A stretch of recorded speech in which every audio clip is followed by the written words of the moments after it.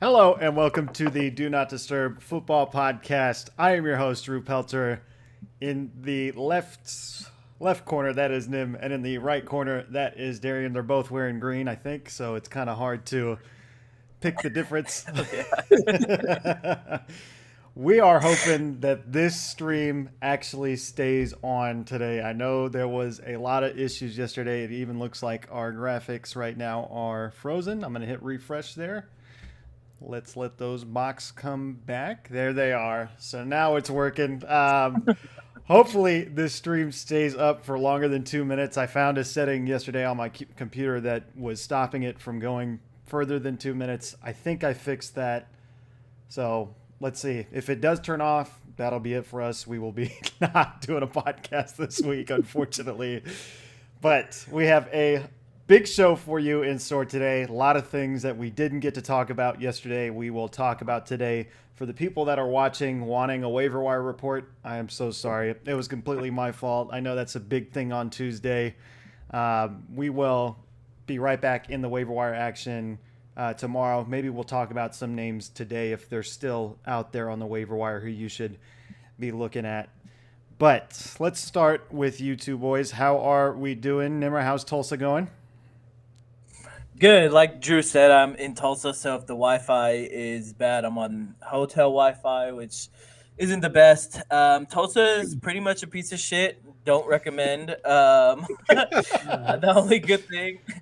So, but yeah, I definitely miss Arizona. I do want to apologize for not setting up the graphics and stuff like that, but. Yeah, I mean, this weekend was an okay weekend. Won three out of the 4 leagues that I'm in, and lost by 2 because Saquon Barkley decided to eat butter popcorn before going back on the field, and that definitely lost the game for me, that fantasy game. And what else? Oh, and why the fuck isn't this is really coming out triggered hot today? Damn. Yeah. Because why the Super Bowl's in New Orleans? Name what's the first person you think of that is from New Orleans? That's worldwide, not sports related, just worldwide. Wheezy F baby, and the F is for front door. Yeah. Lil Wayne. And why the fuck isn't he doing the fucking halftime show? When Kendrick did it, 2 years ago? I don't think he's ever done a Super Bowl halftime show. He is the greatest rapper of all time, not even close. Yep. And we aren't going to have him be the Super Bowl halftime show? What is going on? What? Just because Kendrick and Drake, Kendrick won the Drake battle? That's why? Because he's the hottest thing? Yeah, I mean that. He's literally, but he's the best rapper alive, and that's his hometown. What better place to have him be the Super Bowl halftime show? There's no better place to have him be the halftime show than fucking Lil Wayne being that halftime show. I am so mad about that. Let's just pray for a Mona Lisa performance and Lil Wayne makes a surprise show up cameo. Yeah, that'd be nice. I guess, but I mean, that's just it should have been Lil Wayne, though. I agree. It should have been Lil Wayne. That really ruined my weekend. Honestly, I saw this bullshit. I saw this video of like a TikTok, and it was like, America wanted Lil Wayne. This is really what you want, and it was him performing the song "Blunt Blowing," and and he's rapping that song. And it's like, this is what you guys really want. And someone stitched that, and they were like, yes, that's exactly what I want. You're right. Yes, bro. Just there's so many. Like, I'm a Millie. I don't know, man. It was just so upsetting. It's just so upsetting. Darren, how are you doing over in Texas? We're good. I mean, That was a great segue into telling everybody we have a secondary podcast about hip hop and rap culture. No, I'm kidding. No, it's been it was a good weekend except for losing to Kaysen by 0.7 points. He had both Hertz and Barkley on Monday night. I finished everybody by Sunday evening, so I was hoping and praying they didn't do what they did, and I needed Hertz to throw that interception or even another one to get out with a win. But now I'm sitting 0-2 in the fantasy league. It hurts, not as much as my players: Debo, AJ Brown, CeeDee Lamb, Jaden Reed, everybody. My starter is DJ Moore, and I got faith. I will ride till I die. But yeah, it was a good weekend. It hurts, and it's going to continue to hurt as long as my players are out. Yeah, speaking of injuries, the guy I told everyone to draft came down with an ankle injury. It has been a complete shot in the heart for me. And for my league mates, you got me. You got me. I feel like a clown. I'm 0-2 as well. I'm at the bottom of the leaderboard. You got me, okay? We can stop now, right?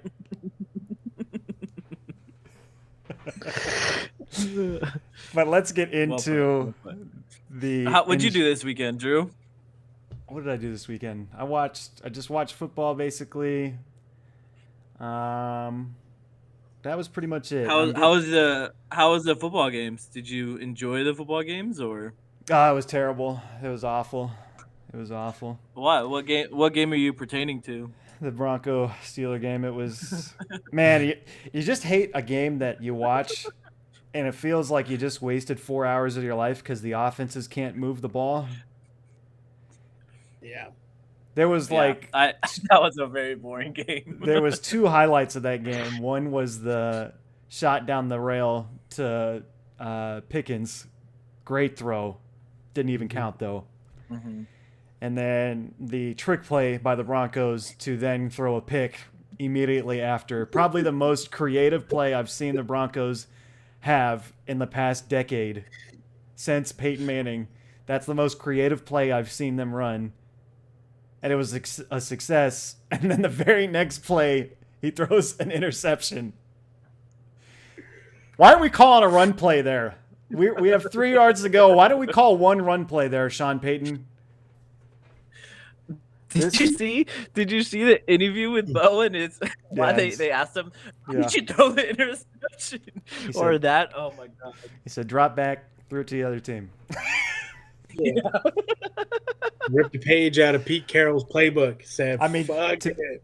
To be honest, though, I was expecting a much uglier game out of Bo. It was not good. He played terribly, but I thought it was going to be a turnover fest. I thought he was going to be fumbling and throwing the ball everywhere. But he couldn't even get within 5 yards of a receiver. He was overthrowing everything and so inaccurate. He looked bad. He looked really bad. This first 2 games, Bo, man, I'm giving you a D-. You are quad schedule right. You are right on the edge of that F. And the only reason I'm not giving you an F is because I could see that you're fast, and you probably should be doing that more. Just slide, please. What a terrible year it's been for all Colorado sports. It's been not good. Oh yeah. Not a good year. I can only imagine. Buffaloes beat Colorado State. It was fun to watch, but every Colorado fan knows watching that game. Baylor, I think, is our next matchup. That's going to be a tough matchup. You have UCF after that. That's going to be a tough matchup. And these aren't even teams that are in the top 25. Then you got Oklahoma State coming. That's gonna be a blowout. Oh, poor Drew, man. You're so excited for this season too. It's just already week it's 2. over. It's over. Yeah. It was over so fast. Did you see that Shador and then the quarterback, the Colorado State, like Yeah. Brandon Shador went up to him. He's like, "Oh." Thought that was entertaining. He's a pretty. I like Shador, but he's a pretty petty dude. It gets to a point where it's like, dude, come on, like just shut up just already. Just play football, win, try to win, and then get off the damn field. Don't say nothing. Be humble. Yeah. Yeah. Speaking of, that was another thing that pissed me off today. Like fucking Caleb Williams after CJ came up to him and trying to give him some words of wisdom and stuff like that, and he just tried walking away. Like, bro, you're a rookie. I didn't see that. Yeah, it was. No. Oh my god, you should watch that clip. He was like, CJ's like, hey, just keep your head up, blah blah blah. Like, stay in there, just keep grinding, blah blah blah. And Caleb like tried to go on around, and CJ literally was like, hey, look at me. Like it literally had to like pull him back and say, stay in there. And then Caleb's like, and then just walked away. Like, bro, you're a rookie. Like, who the fuck are you? You know what I mean? You haven't, and this is the top 5, if not the best quarterback in the league, and he's trying to give you words of advice, and you're not even gonna fucking listen to him. Like, I understand that you lost, but come on, man. Show some fucking professionalism. It's ridiculous. He's had a lot of like bad moments after losses. Like, remember at USC when he was bawling? Yeah. Crying to his mom. Yeah. Fucking pussy, man. This is the NFL. Bro, like, come on. I understand, like, the championship and all, but come on. It's a game. Yeah. You know what I mean? Like, you're getting paid millions of dollars, and everybody else around you in college is not getting paid shit. They're paying to be there, and they're paying to be in the stands, and you're crying like a little baby. Like, come on, man. Like, it's like you've never lived before. Okay. That honestly made, like, I was kind of wishy-washy about Caleb, but that really just, I really don't like that. Yeah, we need to grind my gears segment for Nimmer. So he can vent this shit. Nimmer's been popping off. I'm telling you, man, it's been a freaking weekend. Harboring a lot of feelings, bro. Hey, we got a successful stream. It's been up for a little bit now, so we're good. All right, perfect. We're here to take stay. The small wins in life. Nimmer's going to Utah here in a couple of weeks. I'll be running those streams, so come on back. They will be longer than 2 minutes, okay? Let's get into the injury report. This is quite a long list, so please bear with me. They have been long lists for the past couple weeks. Seems like everyone's injured right now. Don't know what's going on in the NFL, but Ravens defense, some injuries to look out for. Kyle Van Noy, questionable with a groin injury. Kyle Hamilton, questionable with a back injury.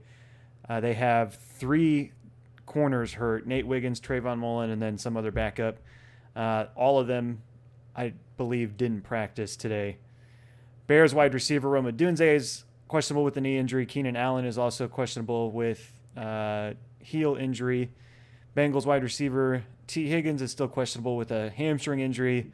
Cowboys wide receiver CeeDee Lamb didn't practice and is questionable with a ankle injury. Tight end Jake Ferguson for Dallas was also limited at practice and is questionable with a knee injury. Broncos have some injuries, but if you have any of them on your offense, go ahead and just drop them. Doesn't really matter. I'm not going to give you those injuries anyways. Green Bay running back Josh Jacobs is questionable with a back injury. Jaden Reed is questionable with a calf injury. Texans wide receiver Nico Collins didn't practice today. He's questionable with a hip injury. Tight end Dalton Schultz for the Texans also questionable with an ankle injury. Running back Joe Mixon didn't practice today, questionable with an ankle injury. Jacksonville tight end Evan Ingram is questionable with a hamstring injury. He missed last week's game, and I don't believe he practiced today. Chargers quarterback Justin Herbert didn't practice today. He is questionable with an ankle injury. That injury looked bad in that game that he had, but it sounds like it's just an ankle injury. So at least there's good news. Wide receiver Joshua Palmer, questionable with a calf injury. Tight end Hayden Hurst, questionable with a ankle injury. Rams wide receiver Cooper Kupp sad days, is not on IR right now, but he is doubtful for the next couple weeks. Dolphins quarterback Tua Tagovailoa. We will get more into that here soon. He's been put on IR. He is expected to return week 8 with a concussion. OBJ, Odell Beckham Jr., expected to return week 5. He's still on the physically unable to perform list.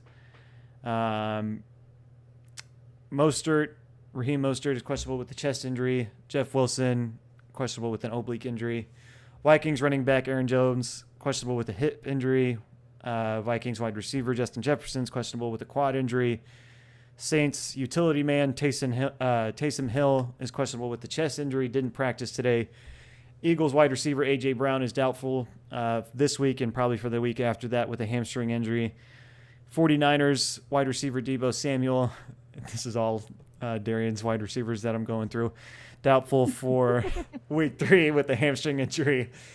Buccaneers running back Rachaad White, questionable with a groin injury. Titans running back Tyjae Spears, questionable with an ankle injury, didn't practice today. And then kickers Matt Gay for the Colts and Lions Michael Badgley are questionable with injuries, so keep an eye out for that for kickers. Lots and lots of injuries. Somebody give them some milk, right? Why? I wonder why. Why do you guys think that this is the case? Is it just because you think that it's because they're not playing in preseason? Do you think that, like, what do you guys really think is the reason for all these injuries? Or do you think that it's like they're just saying that they have an injury and then because it's a long year that they're saving, their full strength towards the end of the year? Yeah, Darian, why don't you go ahead? I'm going to put my tinfoil hat on. I've been saying it in the chat. I'm putting it straight on. I think with the uptick in recent years for the organization report cards, every player, part of the teams have given different facilities F's, D's, low grades, even on their training staff, nutrition. I think even Minnesota, or it was at Cincinnati, made their players pay for the food that they eat, and let alone the food that they were paying for wasn't good. So I think this could be all a narrative push towards actually evaluating these report cards that the players are doing on these exit polls, so that they get more money filtered into their facilities that they use on a daily. Even one example was for the Super Bowl this past year. One team, I think it was the Chiefs, had a golden field where it was grass. It was basically what you could ask for being a professional team. And then the 49ers were playing at UNLV's practice field where it was like cement underneath the turf, and they were complaining about injuries and the field not being well kept. I think this is just playing into that the players are in I forget what the way I want to phrase this, but they're in situations and environments that aren't conducive for their bodies at being elite athletes. They're not getting the nutrition. They're not getting the trainings that they actually need to have healthy bodies. And this is the result of it.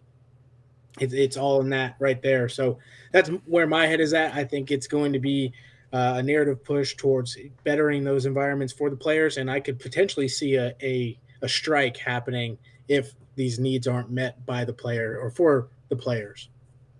That would be wild. Yeah. Do you think that they'll make that a push if, we'll upgrade the facilities if we go 18 weeks? Kind of like a give and take. Well, all right, because they're going to get, millions and millions of dollars for that extra game. So they're like, all right, well, if you guys want top of the line facilities, which you should have anyway, because these organizations are getting millions, if not billions of dollars, well, we can have you guys play an extra week. Because, we're still at 17 games, and they're talking about 18 games. This is insane. Yeah. What do you think, Drew? Yeah, I don't really know. I don't want to, make too many assumptions about people getting injured because it's a tough thing, getting injured. I do wonder if this is more on the players, though. I see what Darian's saying, but I do kind of wonder if the culture has changed so much in football people are practicing not as hard, not tackling as much, not doing as much preseason, not going through that wear and tear that you've seen in past generations. That's my best guess. And all these guys work out. When you're squatting 500 pounds, that is like the same equivalency to when you're sprinting to 22 miles an hour.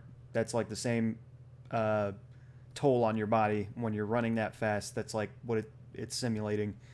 So I don't think it's like they're not working out anymore. I just wonder if like the practice culture over the years as time has gone by has changed so much that it's like going from 0 to 100 miles an hour on game day and causing so many injuries. I mean, this has been a trend that's been going up and up every year. I feel like last year there was a lot of injuries. This year I think is unmatched. It feels like there's way more injuries than there has been in the past. And it's notable names too, so it's more apparent. So people lower on the depth chart could also have been hurt, but nobody like really reports that. So no, I see that side of the coin too. Definitely. Yeah. And I mean, there's a difference between like Pacheco's injury and Herbert's injury, where they just get tackled wrong and then they get injured, or there's like a hamstring, or you know what I mean, like a non-contact injury. And I think that has a lot to do with not playing in preseason, not going 100%, not doing all that type of stuff, because like we kind of said this in week one is just an extension of the preseason, because most of the starters didn't play. I think there's two teams that actually played their starters kind of regularly, and that was the Chiefs and the Texans, and look where they're at right now. You know what I mean? So and actually Pacheco's really the only one that out of those teams that has a note. Out of those teams, Pacheco's the only notable name that has an injury out of those two teams. So that kind of shows you where it is. But I think that if we do go down to two preseason games, then I feel like the players will play a little bit more. I mean, they don't have to play the whole game, don't get me wrong, but like at least play like the first quarter in every game, or the first half or something like that, and just be wary. But you still should go 100%, still get tackled and stuff like that. But yeah, I don't know. But I think that you're both right. I think it has something to do with the facilities, but it also has to do with the practices as well. That Pacheco injury was bad. That looked really, really bad. Yeah. It's kind of one of those ones that you wonder, like, is he going to be the same when he comes back? He's I think he had too, man. Like that dude, when he finds the hole, he's running through it. Like I want to see what his burst is like, his power when he gets back. So I think they said he did surgery today, right? Yeah, it's crazy. I saw a report on that. It's only going to be. Well, I know he's on IR. 16 weeks, right? Yeah, they said it's like 6 to 8 weeks, maybe 10. 6 to 8. Yeah, I thought you just said 16. I was like, no, I think it's like 6 to 8. Yeah, which is insane, because he broke his fibula. It wasn't even like a strain or anything like that. Yeah, but I feel like if you break a bone, it's a little bit easier to recover than a like an ACL, MCL, Achilles, like an actual tendon or even a muscle or anything like that. So yeah, due to the blood flow. But we didn't get to do the week 2 recap yesterday. I'd really like to do it today. I guess let's start here. Let's start in that Chiefs-Bengals game. They were 4th and 15. And if you watch the replay, looks like there's a hold going on with Jawan Taylor, Mr. Jawan right tackle Taylor. That wasn't called. And Mahomes steps up in the pocket, throws it. To me, not a very good call for defensive pass interference. And that moves them up to a first down. They go on to get a couple more yards after that, get into field goal range, and kick a field goal to win the game. Let me get your guys' reactions. I know it pissed off a lot of the NFL fans. I guess I'll start with Nimmer because he's been so hot. So why don't you go ahead? This actually wasn't like a big trigger because it's the Chiefs, and this happens so often that honestly we should just get used to it. But this just kind of brings it kind of full circle where I think that we should be able to challenge the call. I mean, I think it was probably technically a right call. Should it be called within the last 2 minutes? Absolutely not. It wasn't that egregious and that sort of thing. But I think that it's kind of just bullshit that the refs are trying to take the team or take the game into their hands, especially in the last 2 minutes. Just let them play. It wasn't that egregious. He probably wasn't going to catch it anyway. Plus, they missed a hold. So if you're gonna call pass interference, it should have been offset with the holding anyway. Yeah. And it wasn't that the holding call was very egregious. Like he literally grabbed him, pretty much bear hugged him from the back. Like like I said, I think that the last 2 minutes of the fourth quarter, you don't have to flag every single penalty. Last 2 minutes of the fourth quarter, you should be able to challenge any penalty. And or even go back. I mean, they have what is it called, the ref assist or something like that, where they go into the ear and say, all right, pick up the flag, or don't pick it up. Like they should have said that, like, all right, 2 minutes into the game, this pretty much decides the game. But I mean, it's Mahomes, that it's the face of the NFL. They didn't want him to lose, essentially. I think I sent you guys a stat where this is, I need to pull it up, but this is like what Mahomes is the most quarterback that would have had like 70 interceptions that were called back. I don't know if it was 70. Was it 30? But I don't know. It was like 30 or 70. I know that's a big jump, but that he had 30 to 70 interceptions. He would have had 30 to 70 interceptions if the penalty if there was no penalty on the field. So, which is insane. Like that's a lot of interceptions, and we probably would be thinking about him in a different light if that was the case. Yeah, what you sent was Patrick Mahomes has thrown 53 interceptions that have been overturned by a penalty in the last 6 years. So you were right there in the middle of 30 and 70. Yeah. 53. So imagine if we put 53 interceptions. Let's say half of those were actual good calls. So 25 more interceptions for Patrick Mahomes. That we might be looking at him in a different light than we do now. Yeah, it's crazy because I feel like I wasn't really ever on the Chiefs hate train until like last year, probably, and it just I'm getting tired of them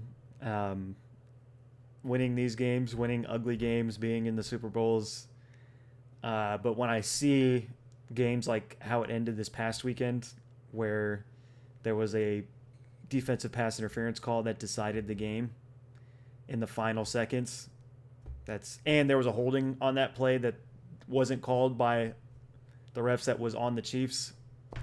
I hated that. Darian, what are your thoughts? I'm just numb. I'm numb to it. It's to be expected. Like, you watch Jawan Taylor all game. The dude's false starting, no flags. None. But if you go to the Washington Commanders game, anytime they were within 7 yards of the end zone, had great drives, Samuel Cosmi, flag, false start. Samuel Cosmi, false start, getting flagged. Even Darnell Wright over at the Bears game, false start, flags. Every other team in the league getting false start penalties. But this offside false start motherfucker has like one this whole season. Yeah. It's crazy. He pisses me off. But when it comes to Mahomes winning games, it's expected. It's the narrative. Like, he's going to come down and win. He's probably going to be at some point the most comeback QB ever with comeback win drives, whatever. It's insane. But that goes to say, I mean, it was a great game to watch outside of the last couple of minutes. I do agree with Nimmer. I think just how they review every touchdown in the last 2 minutes, they do that with penalties. Where I even when the commentators, they'll send it up over to New York, get their analysis on it, and someone will say, "Oh yeah, that's not a touchdown, that's not a grab. Oh, this wouldn't be called pass interference. I wouldn't call it." That should be sent to the refs too and be like, hey, we here with a board of analysts think that was a wrong call. Let's retract the flag and go forth from there, or like a replay of downs type of thing. Like just to even keel it, then having the fate be put into freaking Ed Hockley. I don't know if he's still reffing, but the main like one dude on the field, main zebra, calling the shots. Like I think there's just too much power, too much control there. But otherwise, outside of that, it was a great game. I loved watching it. Loved seeing Joe Burrow back at it and getting all their tight ends active. It was a really good game to watch. Jack said Taylor led the league in penalties last year. Jawaan Taylor did. No. Bullshit. And what, holdings or false starts? Let's see that. I want to see that stat. He did have a lot of penalties last year. I know he did. This year it's like he's not getting any, but he's not getting any. Yeah. I mean I think we've talked about this rule that this illegal formation rule that popped up week 1. This was mostly because of Jawaan Taylor. And he's still doing the same thing. He's still jumping off sides every single play, and they're not calling it on him this year, which is really weird. And lining up super far back, too. Yeah. And so when they played the Ravens, it was like 4 penalties in a row. And, and then all of a sudden the Chiefs get onto the field, have pretty much the exact same lineup, and they don't call a flag. I feel like that's why. And it sucks because the Chiefs, I like Pacheco. I like Patrick Mahomes. I'm not a big fan of his wife, but we don't have to talk about that. Love Travis Kelce. You know what I mean? So it's like I really like the players, but then it's shit like this that makes us not want to root for the Chiefs because they get these bullshit ass calls. They don't get the bullshit ass. They don't get penalties, which they deserve.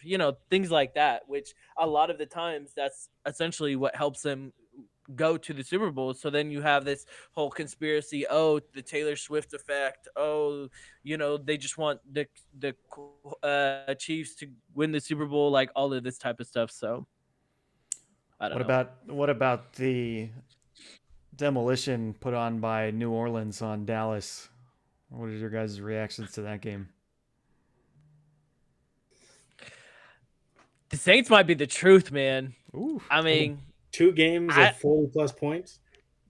It's wild. That offense, that their new offensive coordinator might be pretty good. I mean, it's definitely changing. I shouldn't say might be pretty good, but I think the Saints might win the division. I think that they're going to be. I think they're going to do really well. Granted, we knew the Cowboys weren't going to be that good, and then they destroy the Panthers. So it really wasn't a good test per se, but I'm excited to see how they do for the rest of the year. Darren, what are your thoughts? I just got a text message from Hooker showcasing the receipts of the penalties. I was trying to read through some of them. I mean, I think he only got called for a false start 10 times. So imagine how many snaps there are in a given game. 10 times being called for false start. He needs to be at 30 because that motherfucker be always offsides, false starting. But besides the point, when it comes to the Saints, I wasn't really too high on them going into the season. But, man, they look kind of scary. I mean, to just that offense. I mean, Kamara popping off for 44 points is nuts. I mean, we've seen him do it a couple of times before, but we thought his age was getting up there. He wasn't going to put up stats like that, and then he just has proved us wrong. And then Shaheed, I mean, he's a bona fide deep threat. He's taken the top off of every defense so far. I mean, we know that Dallas runs a lot of zone, and they exploited the hell out of that with Olave, who put up about 82 yards. I forget what Shaheed put up, but I mean, A lot. he was taking, yeah, he put up a lot. So stupid. I fucking dropped him like a fucking idiot, man. But So they look hot. But you know, I wouldn't think Derek can sustain the same kind of fantasy points going forward for the entire season. He definitely is, to me, definitely a rotational guy on waivers. Pick him up depending on the matchups. So I think he's definitely somebody to keep your eye on. If anyone does drop him, kind of pick him up here and there based on matchups. But yeah, I think the Saints are a hot commodity. They're high in value right now across the board. So if you are trying to buy them, it's going to be for a pretty penny. Yeah, and actually looking at their schedule, they have the Eagles this week, Falcons next week, Chiefs weeks after that, and then the Bucks. That's their next 4 games. So, and then they have the Broncos, Chargers, Panthers. So it's going to be, these next 4 weeks are going to be the true test to see how good they actually are. They're pretty sneaky because I feel like that defense doesn't get talked about enough. And really, their offense is what's getting all the attention right now. I think they're going to give people fits. They play Philly. This is their next matchup is Philly. And then I believe they play Kansas City after that. I think both games could be close just because that defense is so good and the offense is looking as hot as it ever has before in New Orleans. They play Falcons, then Chiefs, Eagles, Falcons, Falcons, and Chiefs. And then Bucks. So that's 4 really, really good quarterbacks. And it's going to be interesting.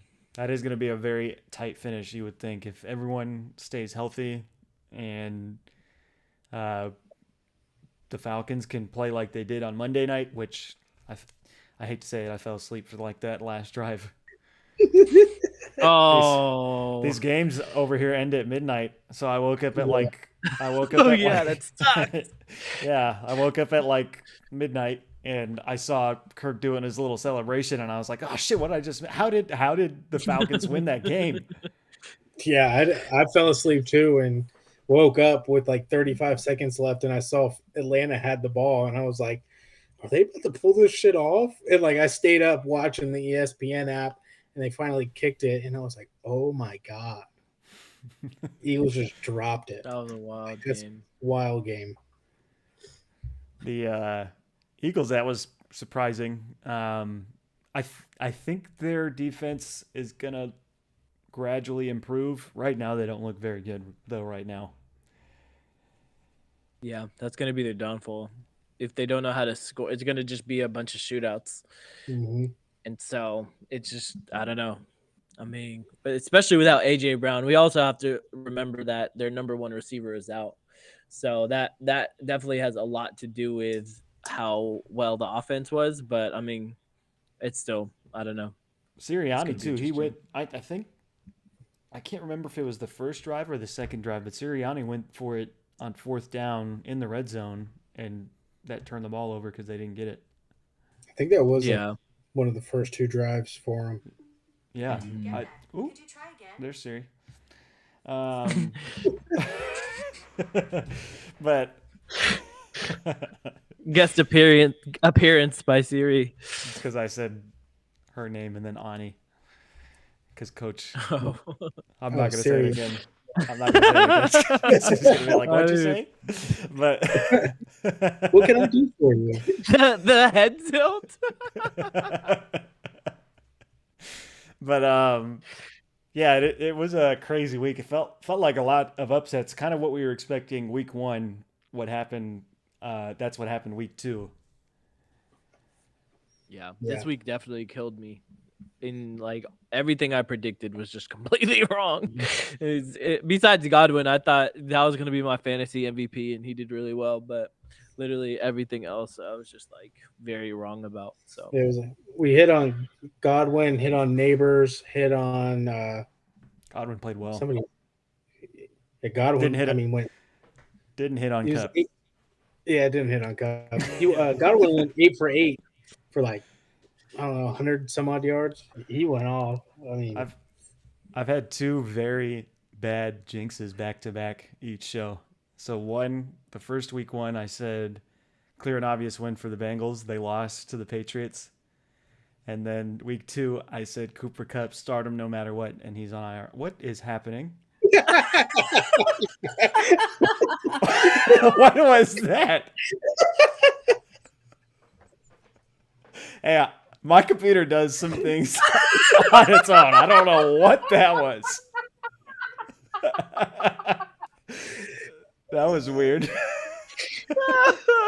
I was waiting for like a clown emoji to come out. Like, yeah, I thought you planned that, and I was about to. I'm wearing like a red nose after that. That was so weird. I don't even know how I did that.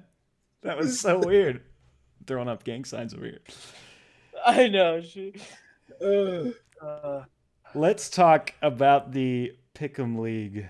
So, I am in second to last place. I don't know who. Someone else joined. I don't know who that was, but they're 9-7. So I'm in second to last place.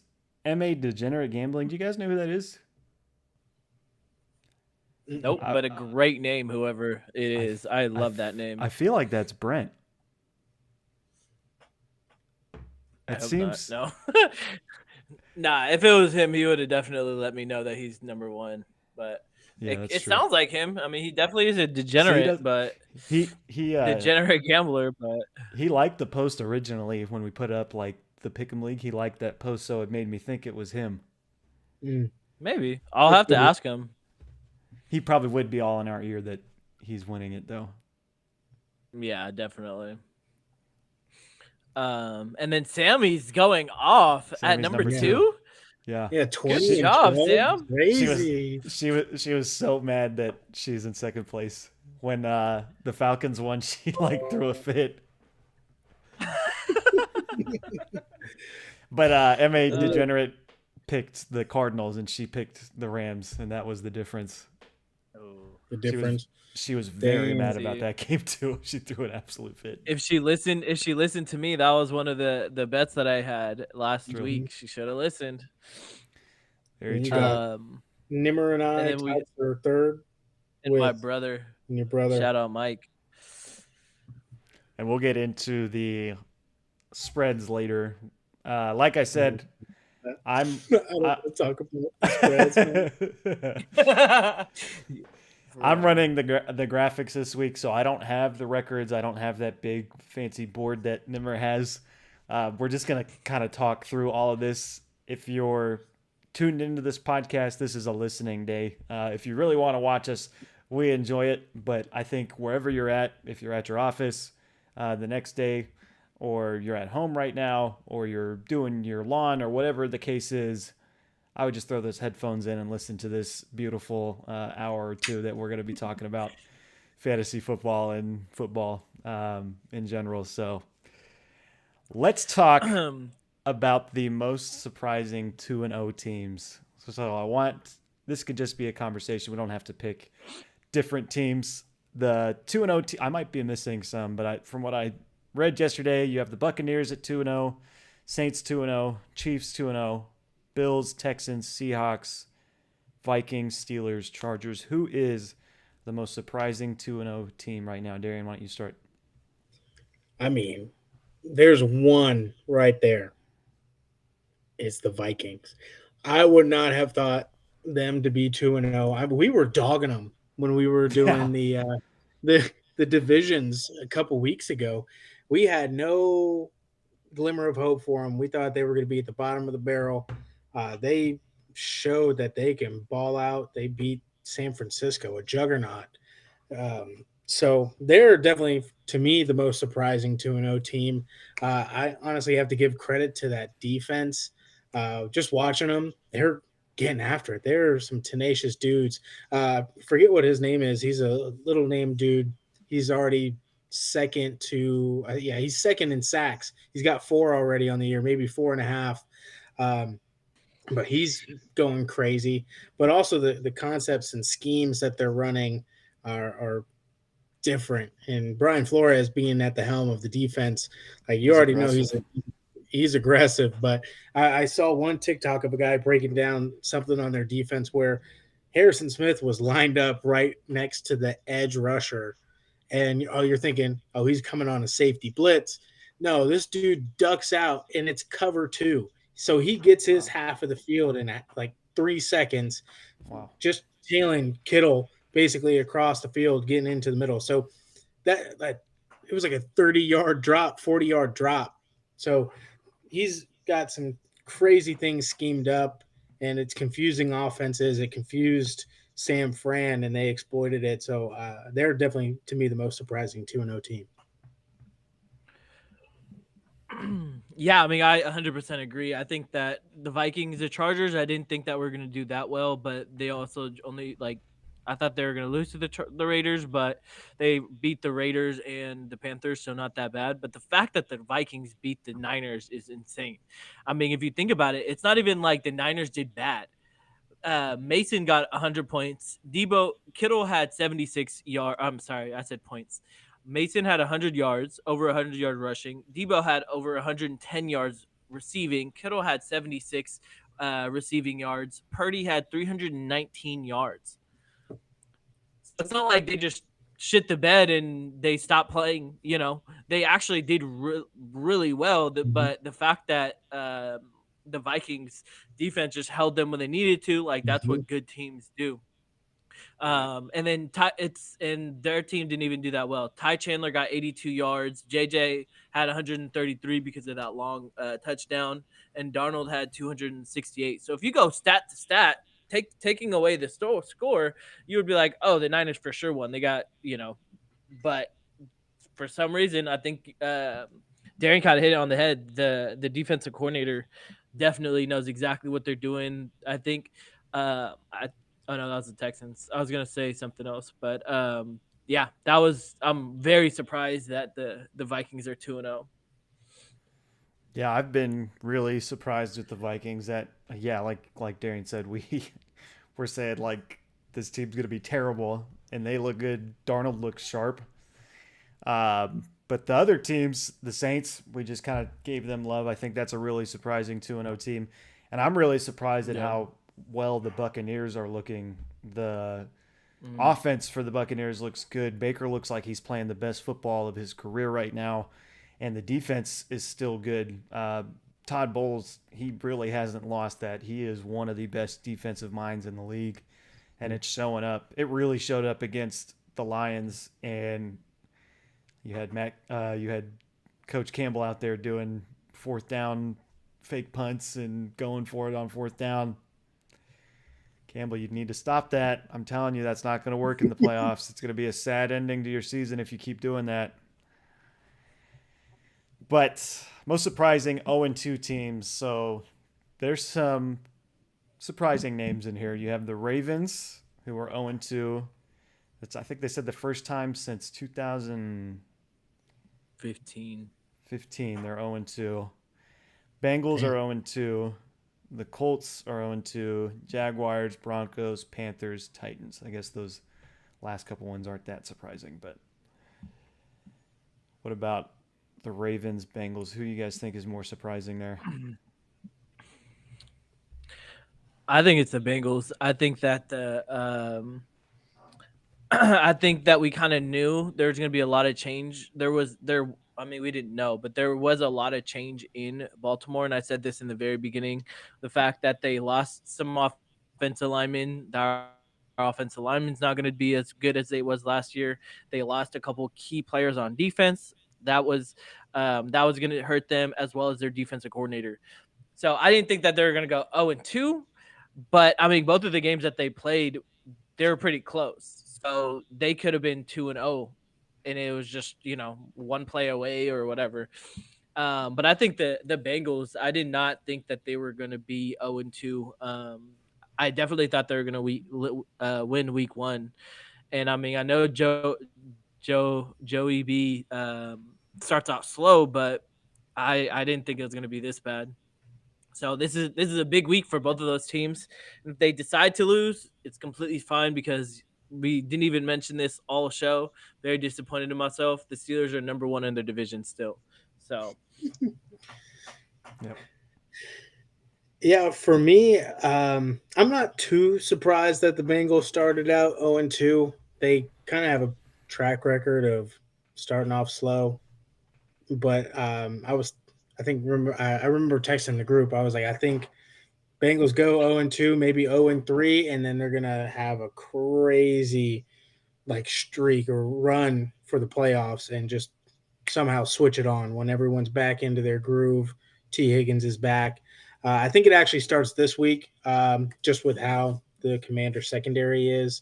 They're going to have a field day. I think this is going to be Chase's redemption game after putting up, I think, only 24 yards in week 1 and then 37 in week 2 or whatever his stats were.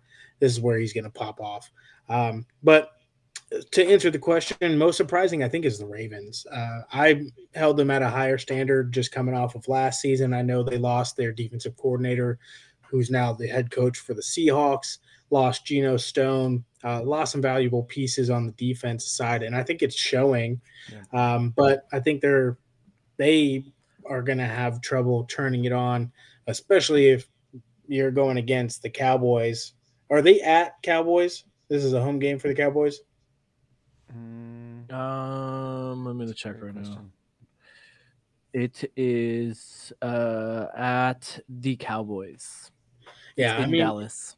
You're going on the road. You're playing a team who just got mollywopped at home against the Saints, and they're gonna come for vengeance. I think it's gonna be a deciding game. This will be like what the season looks like is against the Cowboys. So if they go 0-3, you guys might have been right, them being maybe second, third in the division, because I mean the Steelers might be taking second. If the they're not going to win. What? We're number 1 in the division. How are we going to lose? I'm not trying to jinx you, bud. 2 games. It's been 2 games. 2 games. Nah, bro. I mean, it's going to be interesting the tail end. Yeah. I was just giving you a hard time. Yeah, that second half of the Steelers season looks a lot different than the first half. Yeah, but I mean, I feel like since a lot of everybody in the division kind of has that sort of schedule, but they have the Giant, like the Ravens have the Giants in like at the end, so that's kind of like a nice little break, and then the Bengals have the Titans. So, but they also have the Cowboys. I don't know. I mean, we definitely have the hardest schedule out of them 3, but they also have, a harder schedule. So it should be interesting to see. Can we also, Steeler break. Can we also talk about how Justin Fields has a better QBR than Patrick Mahomes? I wouldn't have thought that this season, honestly, but yeah, isn't that wild? Better QBR? Yeah. What's his QB rating? What is QBR QBR means nothing. It's like 80 or something like that. I mean, That's like I hate that stat, QBR. It just hey, I gotta get as many good stats as possible with Justin Fields, man. I bet if you look at Mahomes' career QBR, it probably compares to a bunch of other quarterbacks. Yeah. No, I know. I was just saying that. That's funny. Like last year, I think they were saying Russ had just a barely worse QBR than Mahomes. Yeah, I saw that. I mean, I saw that. QBR is about as... Hey, he got a game ball, though. He has more game balls this season. Russ has more game balls than Patrick Mahomes this season. I think QBR is about as real as unicorns, to be honest with you. Let's get into the Bryce Young news. So the Carolina Panthers, have benched quarterback Bryce Young after 2 games this season. Just 2 years ago, Bryce Young was the number 1 pick in the draft coming out of Alabama. A lot of expectations out of him. And just after 2 games this season, one against the Saints and one against Chargers. They have benched him. He's taken a lot of sacks, and now they're rolling with the Red Rifle, Mr. Andy Dalton. Let me get you guys' thoughts on this. Do you guys think the number one, are they making a mistake by doing this? Is this just the same old story with the Panthers? Number two, is the offense going to look better with Dalton? And number three, do you think if things don't go well, given the history with how the Panthers kind of run the organization, say Andy Dalton comes out and they're still losing games, do they fire Dave Canales after one season? Nimmer, why don't you start? So I will go one step further, and I think that the NFL will force David, what's his name? David Tepper. Tepper. David Tepper to sell Tepper. Yeah. To sell the team. I think that the fact that they're selling tickets for $1.80 and not selling at the stadium is insane. So I just saw Jack's comment. Also, Jack Hooker 2-0. Yeah, good job, Jack. Yeah, way to go, Jack. I'm the clown at the bottom. But if you think about their team, I think that they're gonna force the owner to sell him, and I think that he's just ruining that franchise. But if you think about it, I could only think of 4 teams that don't have a wide receiver one, right? It's the Patriots, who have an amazing defense. They're 1-1. The Broncos, I'm not considering setting a wide receiver one. The Chargers, they don't have a wide receiver one, but their defense is really, really good, and their O-line is really, really good. And they're 2-0. And then the Jags. I wasn't really considering Christian Kirk a wide receiver one. So 3 out of the 4 teams that don't have a wide receiver one are not good. Is that the quarterback's fault? It's not the quarterback's fault. It's the whole rest of the team. So what if you really wanted Bryce Young to succeed, just like the Bears did, they really wanted Caleb Williams to succeed, build a team around him. What offseason moves did they do? They brought in Johnson. Okay. He's a pretty good receiver. You probably could have done a little bit better. They could have signed freaking T. Higgins, I'm sure. If they brought in T. Higgins, that would have been a completely different story. Reamp the offensive line. Do much better do better on your defense. Defense wins, or as the season has progressed, the best defense has won the games. So, and then what do? You trade away your best defensive player?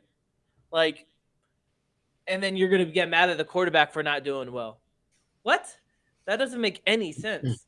And then I don't think that Andy Dalton, granted he was a really good quarterback, but I don't think he's going to do that much better. I mean, it's not even like Bryce Young. If Bryce Young did the things that the Tennessee quarterback, God, my brain sucks. Will Levis. No. Will Levis. If he did that sort of thing, all right, I get it.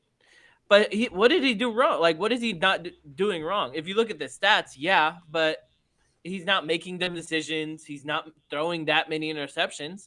I mean, I didn't look how many interceptions he's thrown, but I mean, you can't blame it all on the quarterback. Come on, look at the team around him. Darren, what are your thoughts?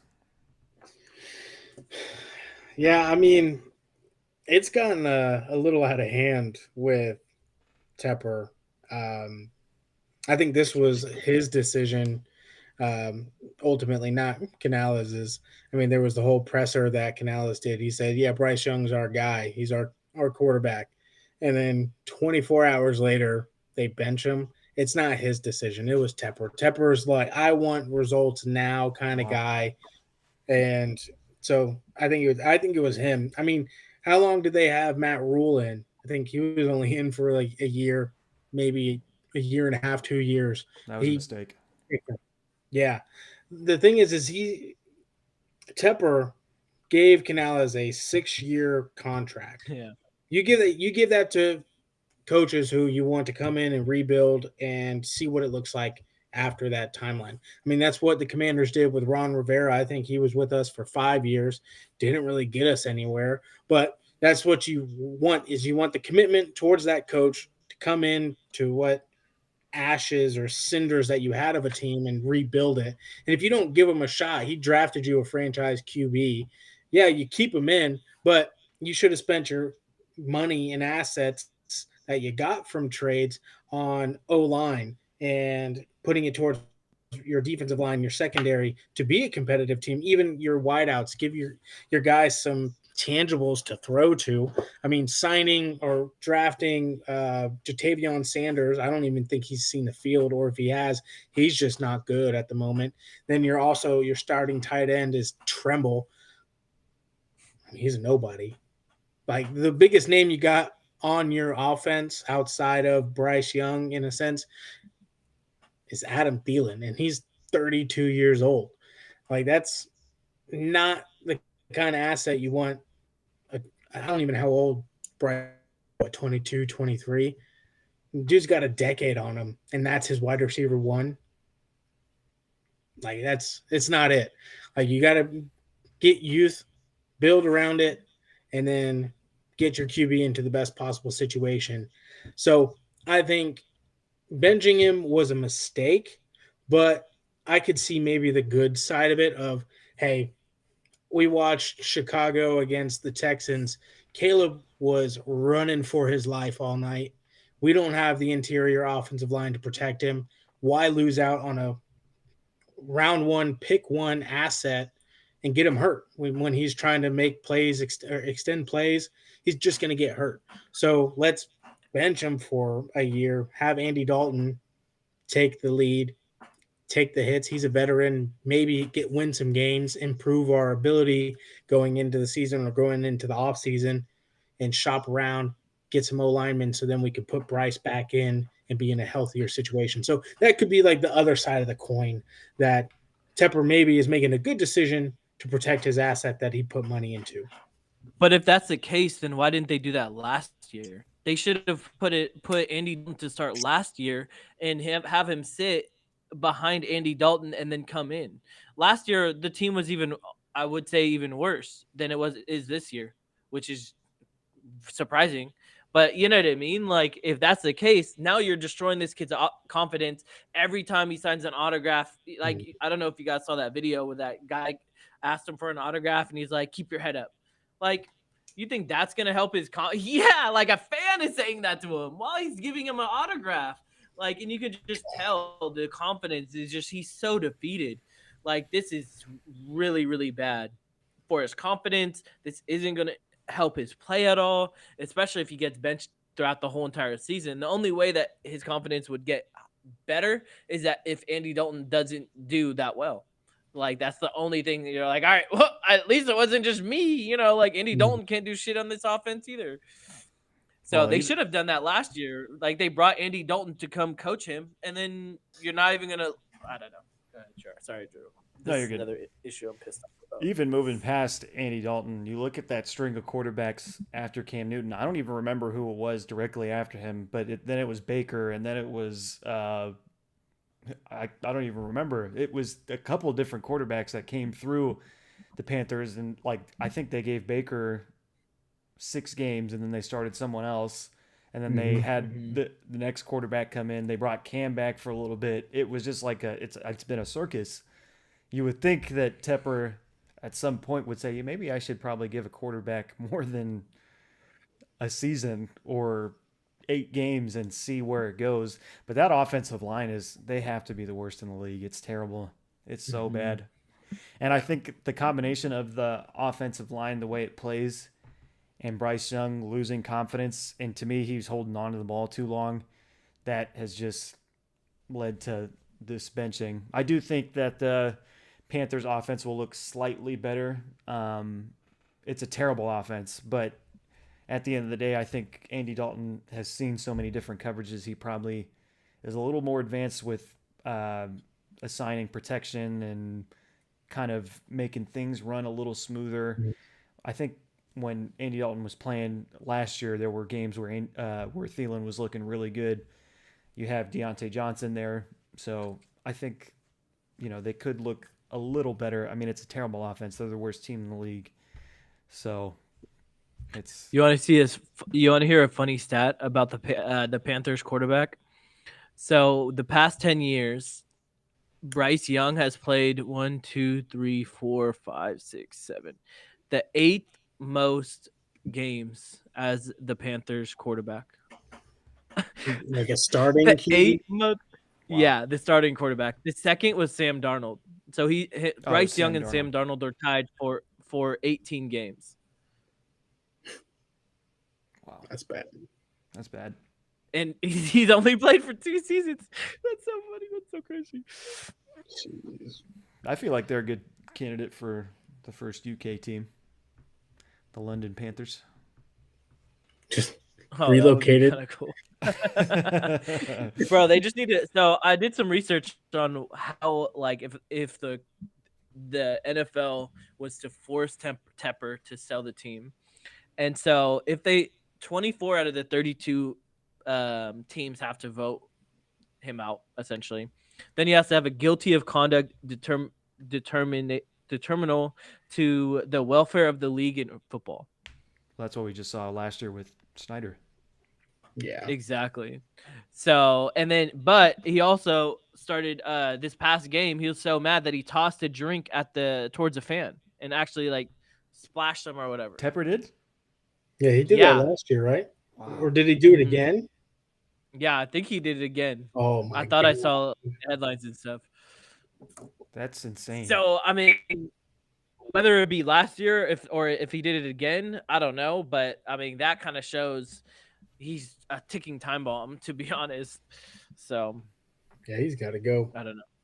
Yeah, I mean, the last point, and then we can kind of move on. But how can a quarterback do well if he's been a quarterback for 2 years and had 3 head coaches and 3 schemes that he has to learn? How do you expect him to succeed if he doesn't have a set playbook or a set person to kind of work with him and all that? I feel so bad for Bryce Young. This is ridiculous. Yeah, I think we kind of talked about it in the group chat today. I think the best situation for him is to get picked up by someone in that Shanahan McVay coaching tree, whether that's the Dolphins or the Niners or the Vikings. I'm trying to think of the other teams that have that tree in their system. The Jets have. I even think that. No, they don't. They don't have the tree. But I think the Jets would. Falcons. But think about if Bryce Young sat behind Aaron Rodgers, how different his career is going to be. Yeah. And they don't have it. Like Aaron's going to retire in the next year or two. So at least you have a backup, to sit behind him. And I feel like that's going to be the trend now. Looking at Jordan Love and Aaron Rodgers, and that's going to be the trend where they're going to pick up somebody and then kind of have them sit behind them for the first half of the year, if not the first half, and they're going to succeed.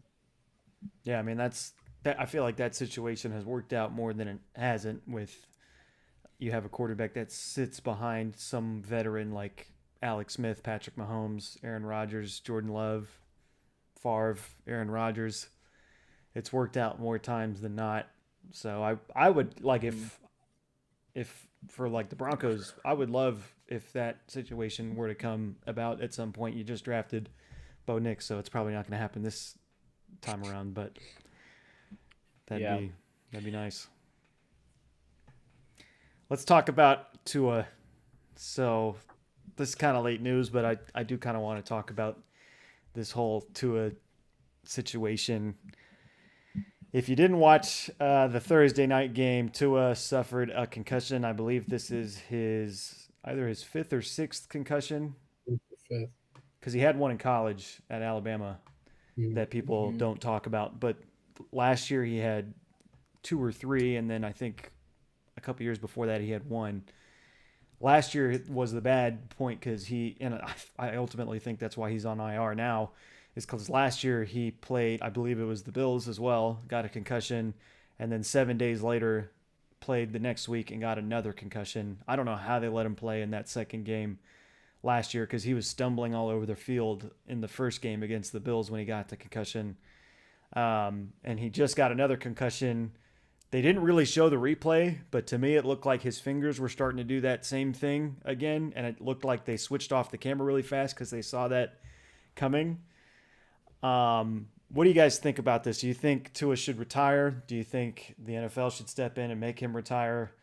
Um, do you think he should consider this? Is this good for, or is this bad for the game of football as a whole? Darren, why don't you start?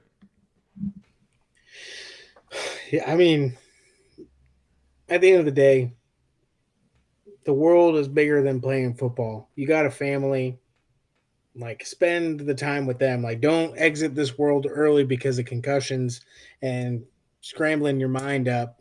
Like we've seen too many that have suffered from CTE years after playing. Um, don't don't sell your life too short, man. Like there's way bigger things than playing football on Sundays. Go out, just be there for your family for the rest of your life. I think you should hang up the cleats. I think it's time to retire. Um, you just seeing it, like even having 5 within 4 years, like that's a lot, dude. That's a lot to bounce back from every year, back to back, and then going back out there into a contact sport where sometimes you have to make the run. You should definitely slide on your ass, not dive into somebody, but you're your mindset is you're rough and tough. You want to make that hit. You want to get the extra yards, but we got to think about yourself first, and then your family as well. So, yeah, I think he should definitely retire. And if he doesn't decide to, I think the NFL should definitely put him on like an exempt, like not an exempt list, but not force him. But hey, like just based on liability, we don't want you out on that field. We're not going to allow you on that field. What year is he in the league as well? Do you know? Fourth. Fourth. So I think it's 3 years in the league. You get benefits for life, like health insurance. So I mean, you got it. Take it while you got it, and just sit on the sideline. Be a coach. Be still a part of the game, but be there for your family. Most importantly. And I saw that if he were to retire right now, he would get all the money that he's currently earning on the contract, so 167 million after this year. It's a no-brainer. Like Yep. no pun intended, I but didn't know that.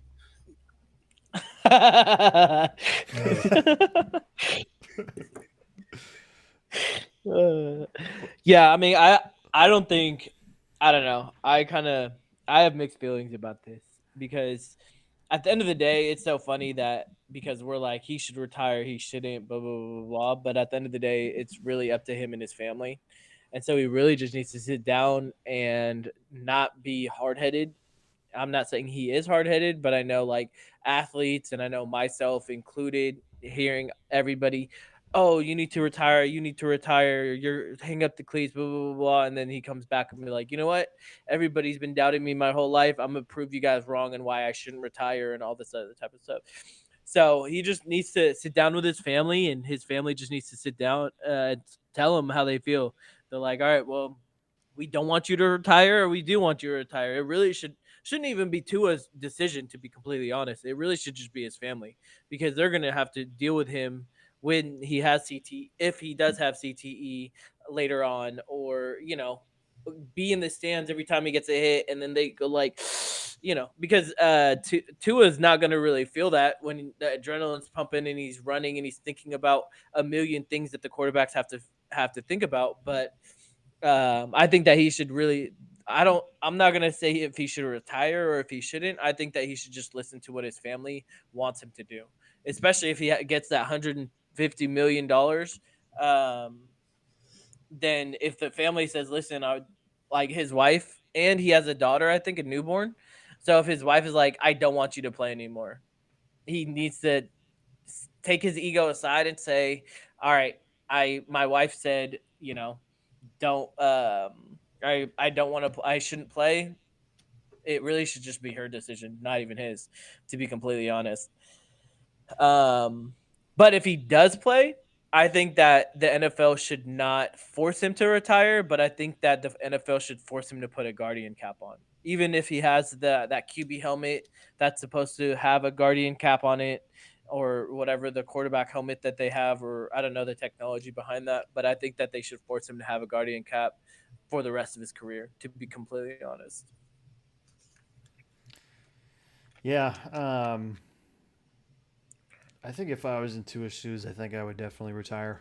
I know that it's it's different because I'm not making $200 million. So maybe if I was making that kind of money, I would think differently. But I just think like if you were to line up all those replays of the hits that Tua's taken and you were to show Tua the way he's acting after the hits, like if you were to just make a compilation of all that where he's stumbling and his fingers are going every single direction, his feet are pointed like this, he's like trying to reach for help but like is like shaking. Like why would you want to put your and I was shocked he took off on that play and didn't slide, like put his head down to meet DeMar Hamlin, which was pretty weird. But That was uh weird. but it's I definitely think he should retire. Antonio Pierce, the head coach for the Raiders, said that he should retire. I think probably people on his team were probably saying he should retire. I think he should definitely retire. He's going to be the poster child for CTE and concussions after this in 20 years when people are having all these concussions. They're going to point at Tua and they're going to say, "Don't be this guy." And he's going to. I do think that if this happens again, I think it's already hurt the image of football. If this happens again where something even more serious happens, say like he goes unconscious for more than 2 minutes or whatever, that could kill the league. Like that could be something where they change the rules forever just because of one guy. I hate it. I hate it. Do you think the NFL should step in? I feel like the NFL shouldn't have to. And if Tua wants to play, like I guess play. It makes no sense to me that you would want to continue to do this. But as an organization, I'm going to bench him. Like, I'm Yeah. not going to put him out there to risk himself. Like, yeah, okay, you can play, but you're third string now. Skylar Thompson, here you go. Here's your Yeah. starting job. We're going to draft. We'll pay you all the money because we want you to be okay. We want you to be alive and all that. But at the end of the day, like if the organization still puts him out there, like that's Yeah. on them, on Tua.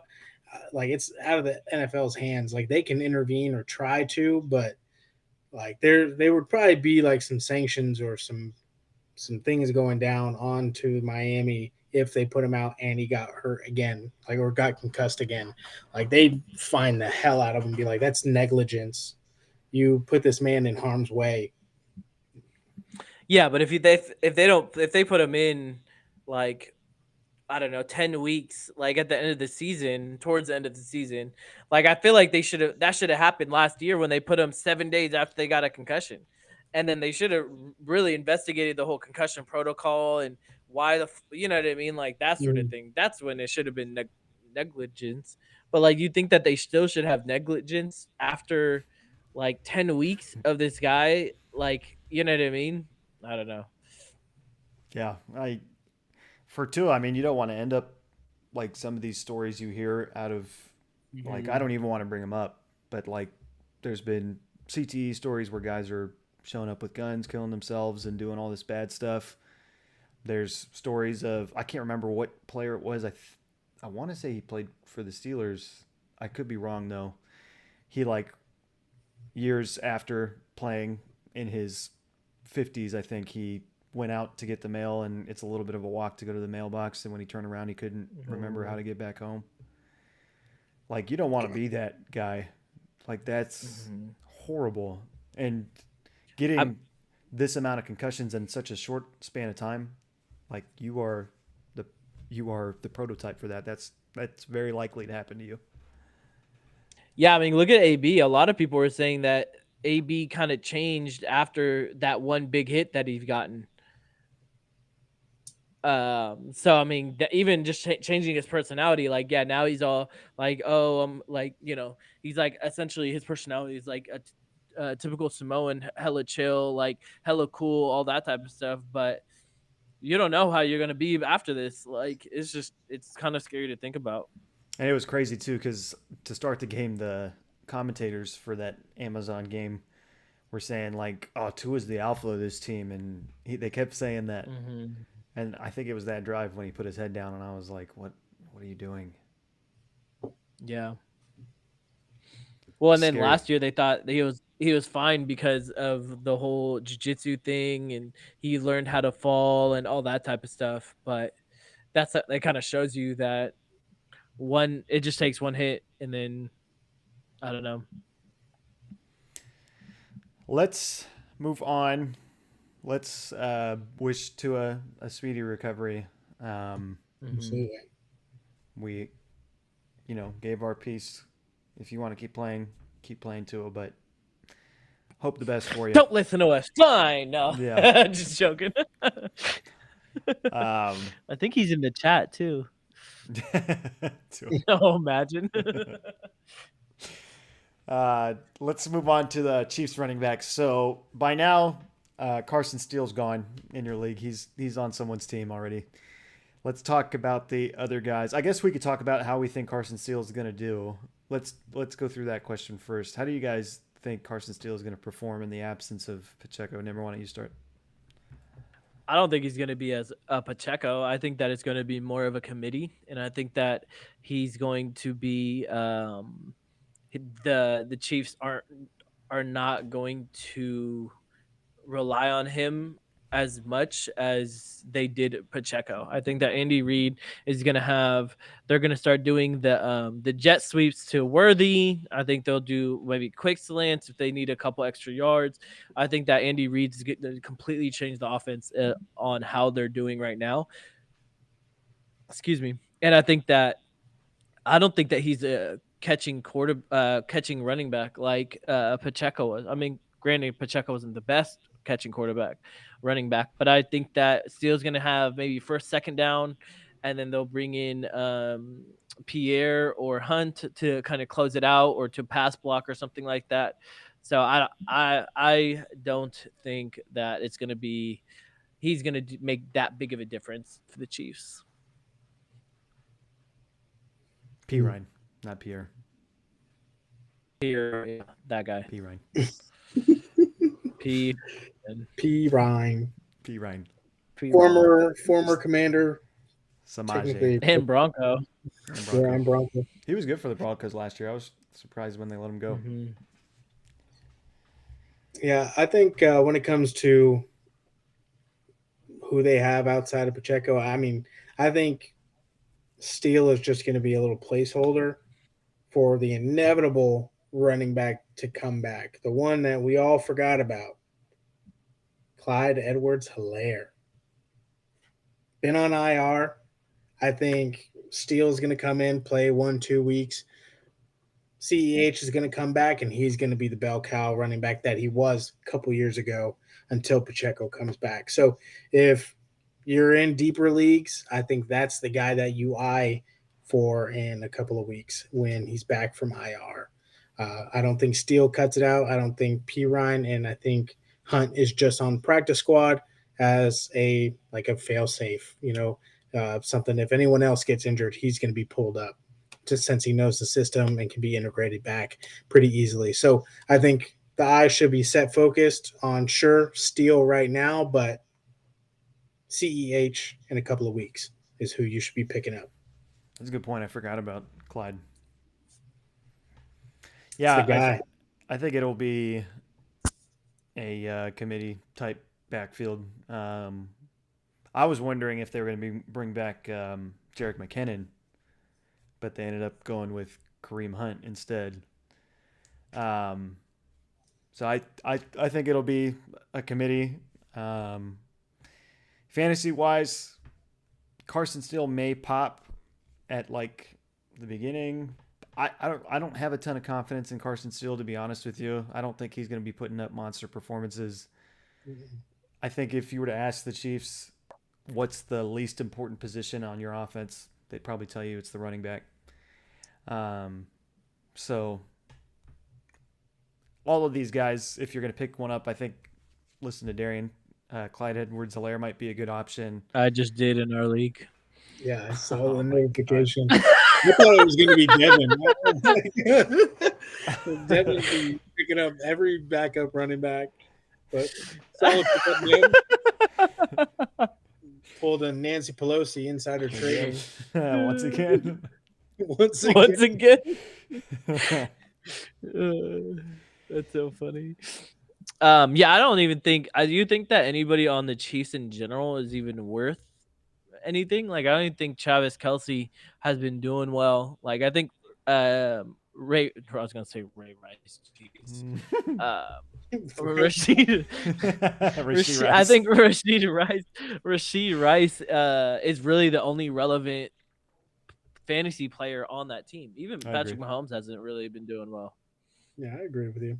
I mean, Kelce has the I think it's not target share, but it's route runs. He's at like 78% where he's on the field. He's running routes. So he's got the numbers of plays that he's out there on to make a difference, but the ball's not getting to him. Like he's had minimal targets in the past 2 games, which I think you'll see an uptick, but like, I don't think he really even tries that hard in the regular season. I really don't. Especially at the beginning of the season, I just don't. I think in his mind, he wants to rev up as the season goes, and then once the playoffs start, he's hot. That's what I think he wants. Especially with all the injuries and stuff. Like, imagine, he's like, screw that. It's going to be, 18, 19, 20, 21, 22? A 22-game season? Like, there's no way I'm going to go all out in week 1 and week 2. Like, plus they know they're going to win the division. Well, I guess the Chargers are 2-0 too, but still. Those will be good games. I'm excited for the Chargers-Chiefs matchups. Yeah. But let's go to break. That is the first half of our show. We'll get more into some fantasy talk here in a second, and we will end the show with Nimmer's Locks of the Week. You still have that planned, Nim? Yeah. Not as much because I'm in Tulsa and freaking Oklahoma. You can't gamble. You can do Prize Picks, but yeah. So I have one parlay for everybody. Sounds good. We will be back in 2 minutes.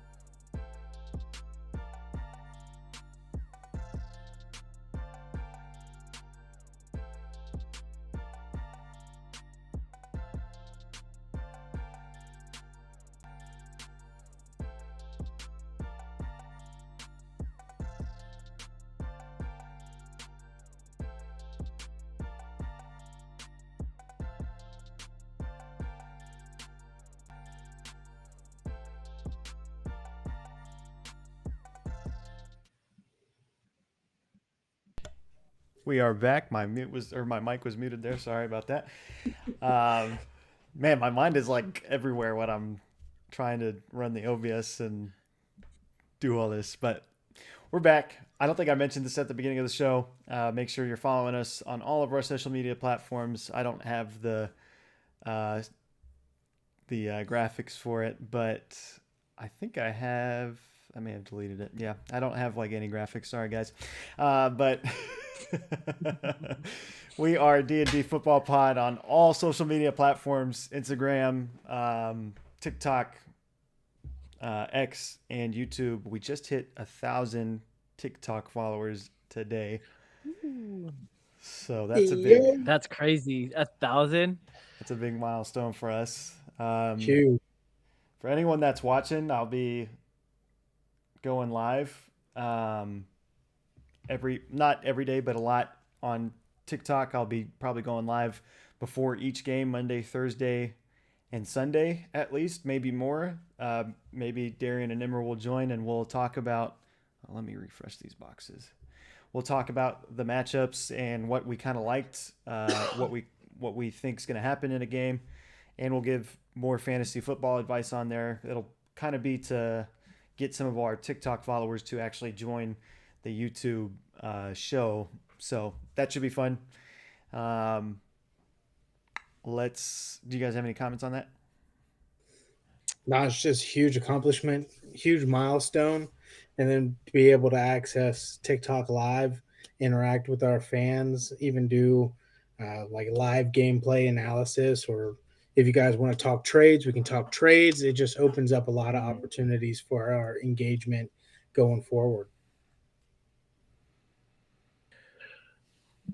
Yeah, no, that's what we're on episode 11, and we're already at 1,000 followers. That's crazy. So on TikTok, and so hopefully we can bring it to YouTube. But even if we are more of a TikTok based show, that's completely fine, because like Darian said, we can do more engagement. Because with like trades and talking to the community and stuff like that, I think it's harder when we have like an episode like this, just because we have so much to talk about throughout the two shows. So yeah, no, I'm excited. Let's just hope that the government doesn't take down TikTok on January 19th. Can you imagine? Oh my God. But I'll just go to... But hey, we're famous. We're 1,000 followers. We're famous. We made it. No. I guess I'll just go to Twitter if TikTok is taken down. I guess Twitter is so toxic, though. Yeah, I hate it. I hate X so much. But let's do our start and sit. Ricky is having fun. I know. Shout out to Ricky for watching. Let's get into our fantasy football talk. We are a fantasy football show. This is our favorite part of the show. We will start today with our starts and our sit for the weekend. Darian, why don't you start? Who is your start and who is your sit? Yeah, talked a little bit about it earlier. My go-to start is going to be Joe Burrow and the Cincinnati Bengals offense pretty much as a whole. You're going up against the Commanders secondary, which is second to last or even third to last in the league. They cannot guard for shit. So, I mean, I even called it last week that Neighbors was going to have a pop-off week. He went off for 28 points. I said this earlier in the episode. This is Jamar Chase's breakout game. He's going to put up massive numbers, and Joe Burrow is going to be there as well, serving it up. So he's definitely my start of the week. And then when it comes to sit, I think he's been a consecutive sit on several of our episodes the past couple of weeks, but it's going to be Amari Cooper. The Browns offense is just absolute dog water. I mean, they're basically playing in a dog bowl. Their mascot's a dog. It's shit. Their colors are shit. The whole thing. Their ass. They're just so bad. So there's better days ahead for Amari Cooper, but I just don't think it's this week. I'm low on him. Since Deshaun Watson's playing like he has been the past couple of weeks, I'm putting him on my bench. I'm maybe even trying to field some low offers, selling him low just to get some kind of value back for him being a wide receiver 1 for a team. That's my thoughts going forward in this week. Remember, who's your start and who's your sit? So my start actually popped off last week, and I think this week he's going to do the exact same. It's going to be Kyler Murray. Detroit is ranked 23 against quarterbacks through opposing quarterbacks in fantasy, and I think that Detroit's defense is still kind of getting the wheels underneath them. Last week, Hutchinson did really, really well, but that was also against I think that Kyler against a non-running quarterback, and I think Kyler loves running around in the pocket, and it's going to be much harder to tackle them. Him and Harrison Jr. are finally have that little connection going on, even though that was just for the first half. But by the time the first half ended, they're already blowing them out. So I think that he's going to do I don't think that they're going to blow out the Lions this week. So I think that he's going to have a lot more possessions, and I think that he's going to do a lot better fantasy, or he's going to repeat as last week. And my sit, this player I was never really high on, and that is Aaron Jones. I think that Ty Chandler outgained uh, outgained Aaron Jones by 50 yards, and he only had one more carry than Aaron Jones. So, and I think that because of his injury, I think it's going to be more of a committee. And then when he gets back, or when he gets 100% healthy, I don't think that he's even going to get. He's really going to be that true RB1 that he was in Green Bay. So that with all that, I think that he's a sit, as well as they play the Texans this week, I believe, and so they've allowed the league's best at 2.27 yards per carry. So I definitely would not start him. If you have, I would pick up literally anybody else, to be honest. So. My start for the week is Brandon Ayuk from the San Francisco 49ers. With Debo hurt, I think Ayuk is finally going to have his, come out party for the year this year. He played pretty well last year in Debo's absence. I also think George Kittle is a good play on that offense. He's been playing well already with Debo there. I think Debo gone opens up the offense a little more for Kittle, and he will have some good performances these upcoming weeks. With the Rams defense, I think that number one, their offensive line is struggling right now just because so many injuries, but I think their defensive backs are just not very good. Tre'Davious White, I used to love that guy. I thought he was such a good corner. It's time to hang it up. He's not looking like he used to anymore. He was getting burnt by Marvin Harrison Jr. that entire game against the Cardinals. And the week before that, when they played the Lions, he was looking really slow compared to the Lions' offensive players.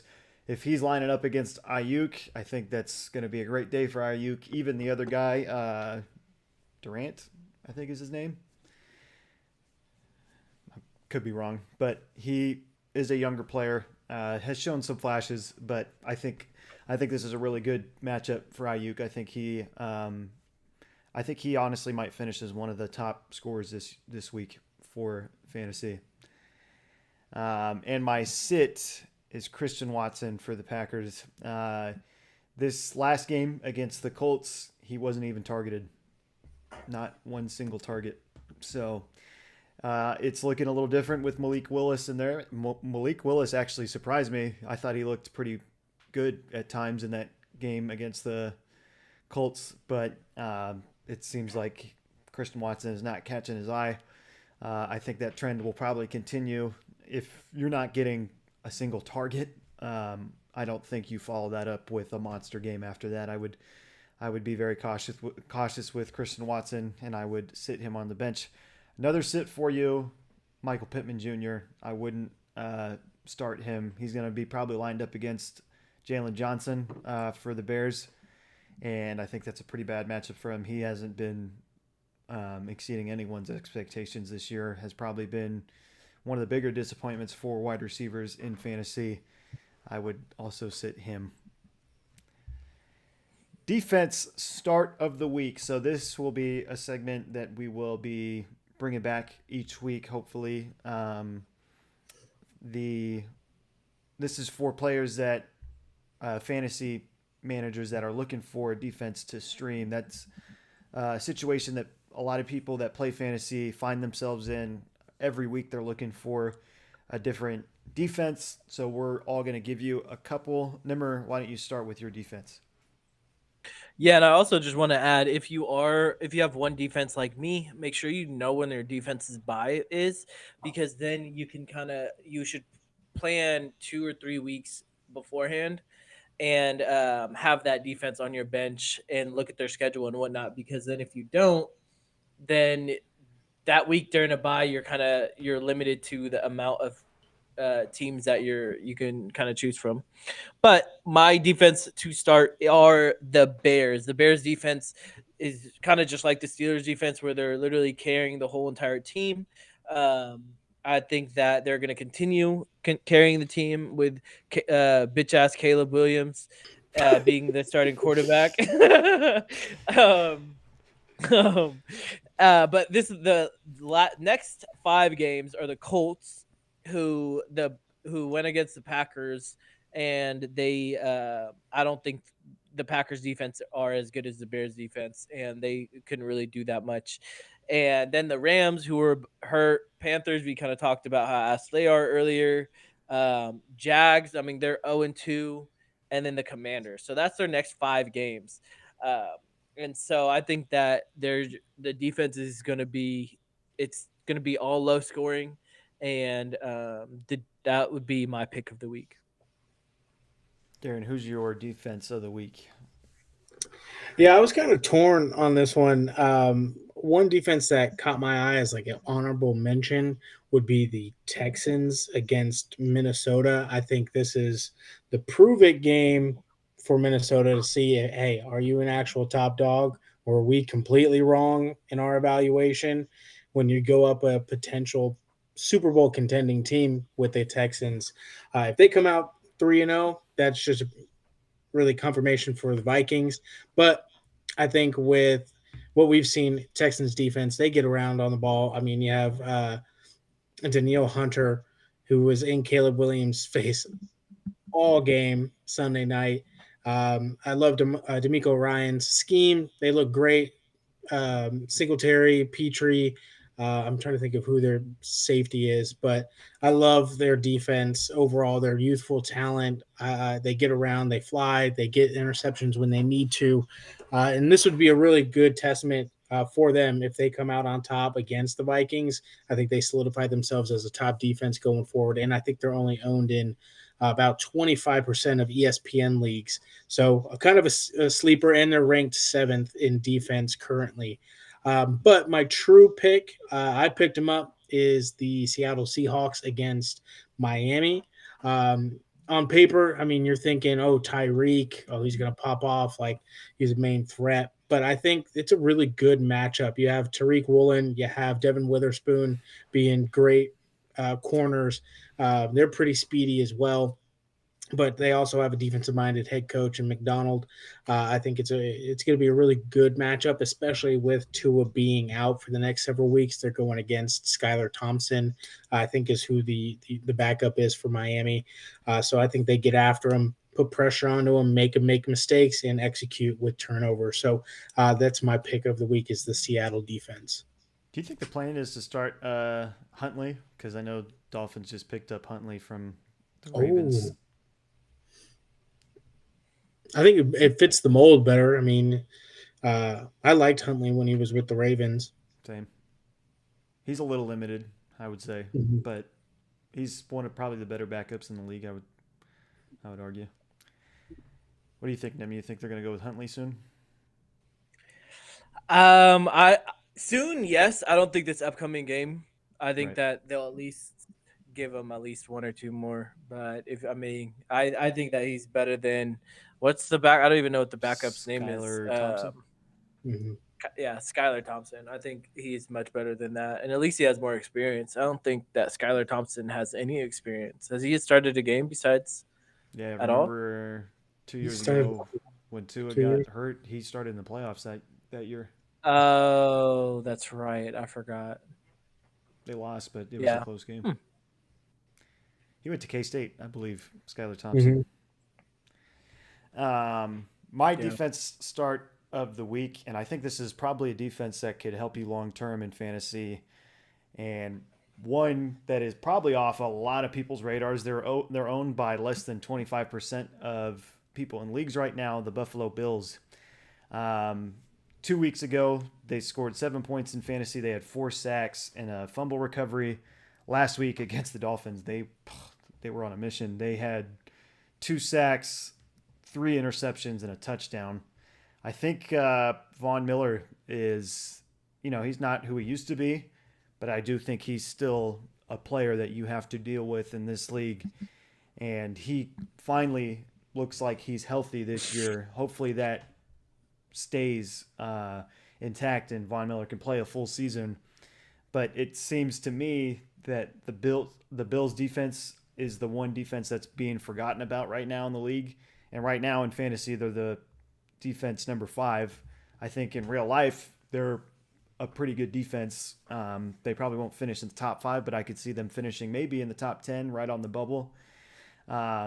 Defensive-minded coach with Sean McDermott, and they still have some decent players with Edmonds there and Von Miller and what's that guy's name? Starts with an R. The other guy on the other edge. Do they still have Epineza, or is it Rousseau? Oh, Gregory Rousseau. Yeah, Rousseau. Yeah, he's good. I feel like he doesn't get talked about enough. And you have Rasul Douglas at corner. He's a decent corner. So I think that defense. I would pick them up now if I in fact picked them up in our league. So I already have them, but in my other league, I have the 2 same defenses in both my leagues. I have the Saints and the Bills that I'll be alternating, and I feel like that's solid. I would go pick up the Bills defense on the waiver wire if you have the opportunity to. I think they're going to be a solid defense this year. And if you're struggling with your defense and trying to find one to stream every week, that Bills defense could be one that turns into a strong player for you. They have a good stretch of weeks where they're playing not very good opponents. And they made Tua look terrible. Darren, do you see the chat? No. Do you see the chat by chance? Not the group chat. There's a YouTube chat. Okay. No, I can't see the Sorry YouTube chat. Ricky's like, Darian looking hella cute now.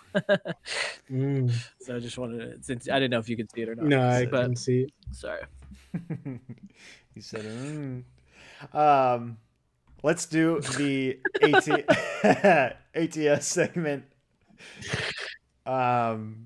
The records right now, Nimmer's in first place on this show, 17-15. Me and Darian are tied at 15-17. Yeah. Let's go through week 3. So we have the Patriots and the Jets. Jets are favored by just less than a touchdown, 6.5 points. Nimmer, who do you think covers this game? I think Jets win, but Patriots cover. I think it's going to be a close, low-scoring game. I don't think Aaron Rodgers really is going to blow anybody out. I can't really see them blowing unless they play like the Panthers or some of these garbage teams. But it doesn't look like the Jets schedule. I don't know if they really play a bottom 3-4 team, but I can't see Aaron Rodgers blowing them out. I don't see them winning by 7. I think that is still a division game, and I think they're going to win by probably a field goal, maybe 5-6 points. But I don't think it's 6.5. I think that's too high. Who do you think covers, Darren? Yeah, this is oddly familiar to the Cincinnati Patriots matchup week 1. And I mean, just watching the Jets play Tennessee this past weekend, only coming out by a touchdown. I'm not too sold on them. I do think the Patriots are better than what we're making them out to be, and like the league thinks they are as well. I think they push it. So still wonky on the terminology, but I think that they'll keep it close, and but the Jets will inevitably win. So you think the Patriots cover? Correct. Yes. What is push cover? Push is when they tie, yeah. Yeah, but they can't get half a point, so it's either they either win by 6 or they win by 7. Fuck it, bro. They cover. The Patriots cover. Patriots cover. All right. So I'm looking at my screen and I have the Jets. I'm gonna go ahead and switch that. You guys convinced me. I'm going with the Patriots to cover. I did kind of think originally maybe the Jets could win by 7 points exactly, but with the way they've looked defensively, the Patriots have looked pretty surprising. I mean, honestly, right now, they might be the most surprising team in the league, and they look a lot better than what people thought. So I'm going to go with the Patriots to cover. We have the Giants and the Browns. So no one's watching this game unless you're from Ohio or New York. But let's see what you guys got. Never, who do you got covered in this game? This is a game I really want to stay away from. Like if betting wise, I don't think I'm betting on any of these players, but I think that the Browns defense is still they might not be what they were last year, but I think that they're still going to do really well. So I got the Browns minus 6.5. What do you got, Darren? I don't know, man. That Browns offense, I don't think they're going to be able to get up by more than a touchdown. I do have them covering, but I do think just with what we watched with the Commanders Giants, a bee's dick away from calling that one where I knew it was going to be close. I mean, the Giants are the only ones that scored a touchdown that game, and the Commanders won by all field goals. This one's the iffy one. This could go either way, but I think the Browns are a slightly better team and will cover this by a touchdown. Yeah, I think it's going to be another heartbreaking loss for the Giants, but they cover. So it'll be a close game and Giants cover. Yeah, I think I'm going to change my pick. I'm going to change my pick to the Giants. I think that they're going to win by a field goal again. I'll just be the odd man out, see what happens. I'll keep the Browns. That's good. Packers, Titan. I feel like they just. Oh no, they played the Colts last week. Mm-hmm. Packers, Titans. I thought I was looking at the wrong sheet here for a second, but the Titans are favored by 2.5 points, which is crazy. That makes no sense to me. Who do you got covered in this game, Nim? I mean, I think Malik Willis' revenge game. So I like the Packers, but I think that the Titans defense is too strong and too good for Patrick Willis. I think that they're gonna, as long as what's the quarterback's name? We literally Levis. just talked about it. Levis. What the fuck? Levis. Will Levis. God damn. Fucking hate my brain. And I think Will Levis, as long as he doesn't make those over, like, as long as he doesn't do too much, they're gonna win the game. And I think that he's kind of learned his lesson. And if he didn't make those two, they probably would be 2-0, honestly. So I have the Titans minus 2.5. What do you got doing? I got the Packers in this one. I think a lot of folks saw the matchup against the Colts. I think, however, they drew up the game plan for Malik. Was perfect for him. You know, not having a lot of starts under his belt. I think he went like 12 for 14. So he had a high completion percentage. So whenever he did pass, he was on target.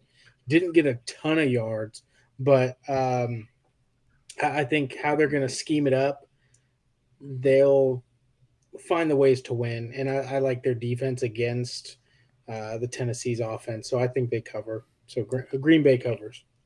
I'm taking Green Bay to win this game, so I'm going to take Green Bay. It's crazy how much of a difference it looks like with Malik Willis in that Tennessee Titans offense last year in this Green Bay Packers offense. Green Bay knows how to coach quarterbacks. I'm taking Green Bay. Bears versus the Colts.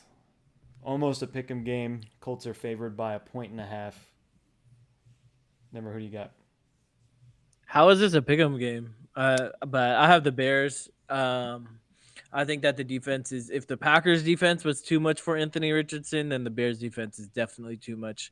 I also have the unders on this. So I have Bears plus 1.5. And then the unders I think is at 43. I think I just checked 43.5. So I would be shocked if there's like more than 3 touchdowns in this game. Who do you got, Darian? I mean, you can't win games if you can't score touchdowns. And you couldn't really do that. I mean, true. There's been a couple games. Let me rephrase. You can. I don't think this is the game where it's just going to be a kicking competition. I think Anthony Richardson and the Colts team is better than the Bears overall, and I think they eke out a win. I think the Colts do take this one. Yeah, I'm taking the Colts here. I think last game was just an off game for their offense. It looked weird the whole game. Richardson didn't look very accurate. The whole offense looked choppy and slow, so I'm taking the Colts. I think they'll bounce back. Texans at Minnesota. Very close line here. Texans are favored by 2.5. I'll switch it up. Darian, who do you got covering here? I like the Texans in this one. I was talking about their defense a moment ago. I think that's what's going to really bolster them in this game and showcase that they are a true Super Bowl contender. Their offense looks great. They have a couple of injuries going on with it, but if their defense can win them this game, which I think they will, it'll be a true case in point that they do belong to be in the playoffs and be a Super Bowl contender. So long-winded answer, I got the Texans in this one. Who you got, Nim? Yeah, I think that I like the Texans. I think the Texans are too powerful, but I do think this is a trap game. So, but I don't know. I think I put my money on the Texans. I agree. I'm going Texans. Eagles at Saints. The Saints are favorites. 2.5 points. Who do you got, Darian? I mean, if they come out like they did the past 2 games, I understand why they're the favorites. I have to do a little bit more research on the Eagles' defense, if they run more man-to-man or if they're running zone. If it is more zone, I think the Saints will explode. Olave will be open. Rashid will definitely be open. But if Eagles are running man-to-man, I think Olave shies out. I think he's not going to have a big game. But just with how explosive the Saints have been, I got them eking out the win like by a field goal.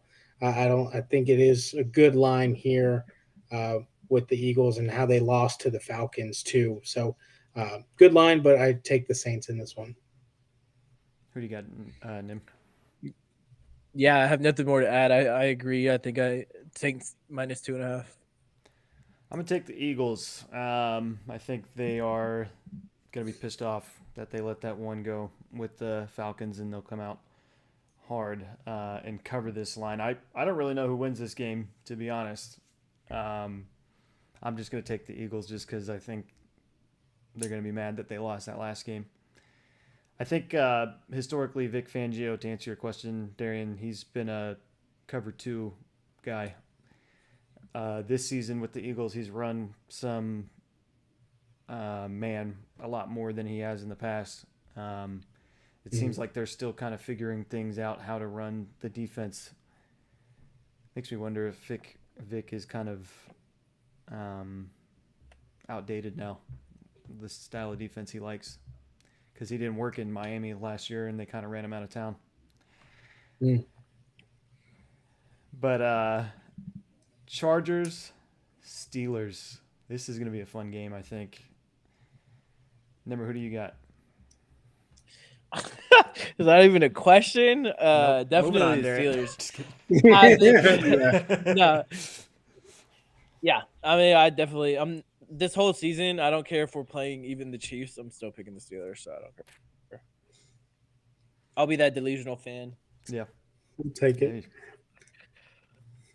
Yeah, for me, I like the Chargers in this one. I think it's going to be a really good game. But like Nimmer was saying, they have a pretty good offensive line. I mean, drafting Joe Alt, he's been a nice piece outside of Rashawn Slater. So I think it'd be a really great game to watch. But I think the Chargers come out on top, giving the Steelers their first loss. Oh, this is the Steelers' first home game, huh? Mm-hmm. Yeah. I'm going to go ahead and take the Steelers. I feel it. I feel it right down the street there. So, you feel it in the gullet. I'm just nervous because the Chargers or Joe Alt pretty much shut down Max Crosby. So I feel like that's going to be, if they shut down TJ Watt, that's going to be. But they also, I mean, I think we just have a better defense than the Raiders. But I don't think that the Chargers are going to be able to run as well as they have been running the next couple of games. And I don't think that their passing game is going to be as well as either. So I think this. Go ahead. There's a chance Herbert doesn't play. Yeah. I mean, if he doesn't play, then that'll change my answer. But for the time being, no, I think he's gonna get beat up though. I don't think that that the pass rush is gonna really get to him. I don't know if he's actually gonna get hit, but he's definitely gonna feel it, and I think that he might throw it out. So I'm actually pretty confident about this game. But yeah, I think it's gonna be a super physical game all the way around. Everyone's gonna feel it. Probably see definitely a lot of both backs for the Chargers, both Dobbins and Gus. Yeah, definitely. Broncos at Tampa. I feel bad for the Broncos in this matchup. Man, they've had a rough start here. I'll go first. I'm going to take Tampa to cover. Bo sucks right now. So, Nim. Yeah, Broncos suck in general. I picked Tampa. Make it 3 in a row, baby. We got Tampa Bay. It's pretty easy there. Panthers at. I'm so sorry. Panthers. You guys have the Raiders. Jets, Raiders, Chargers, Saints. Oh my God! I was just looking at your schedule. Tough schedule. Yeah. We weren't even that good that last year. I don't even know how we got that kind of a schedule. Yeah, seriously. But Panthers at Raiders. Antonio Pierce just said, I think yesterday, that he wants to get Zamir 20-plus carries this game. So this might be the game where Zamir pops out and shows him. Darren, who you got covering? It's an easy one here. Raiders. Yeah, I'm not picking the Panthers until they prove me wrong. Yeah. Panthers got 2 wins if they're lucky this year. So I'm going Raiders. Dolphins with Skylar Thompson at Seattle. The line is 5.5 with Seattle favored. Remember, who do you got covering? So I actually originally had the Dolphins, but then I switched it to the Seahawks. I'm kind of iffy on both of them. 5.5 is, I feel like that's a lot, but the Dolphins, if they got demolished by the Bills, I don't know. I think it's going to be a 1-score game. I'm picking the Dolphins. I think the Seahawks win by 3. I like that. I like that. Yeah, I got Seahawks winning. Yeah, the only issue is quarterback play for Miami and that spotty defense against the Bills. I mean, DK had a pretty good – he had a really great game this past week. Offense looked like it was clicking. I mean, JSN had 16 targets.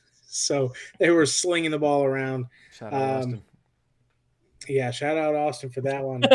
Yeah. But I think with that offense and how they were clicking, I think they do cover. So give me Seattle. Yeah, I'm going Seattle too, just because it's a backup quarterback for Miami, and it's a tough place to play in Seattle.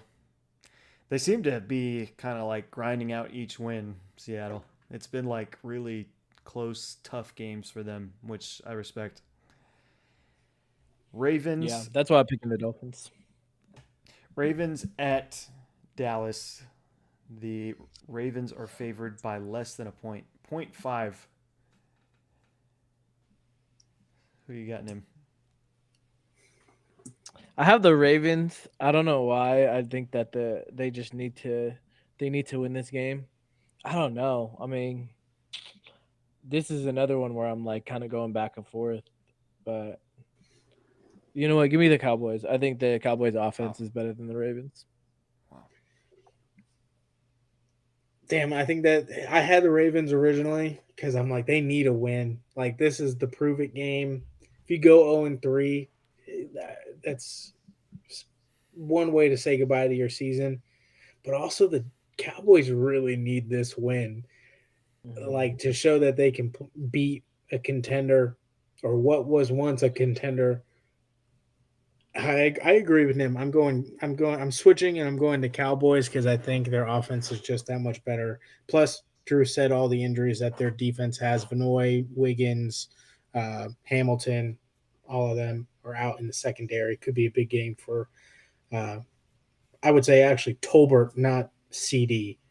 So interesting.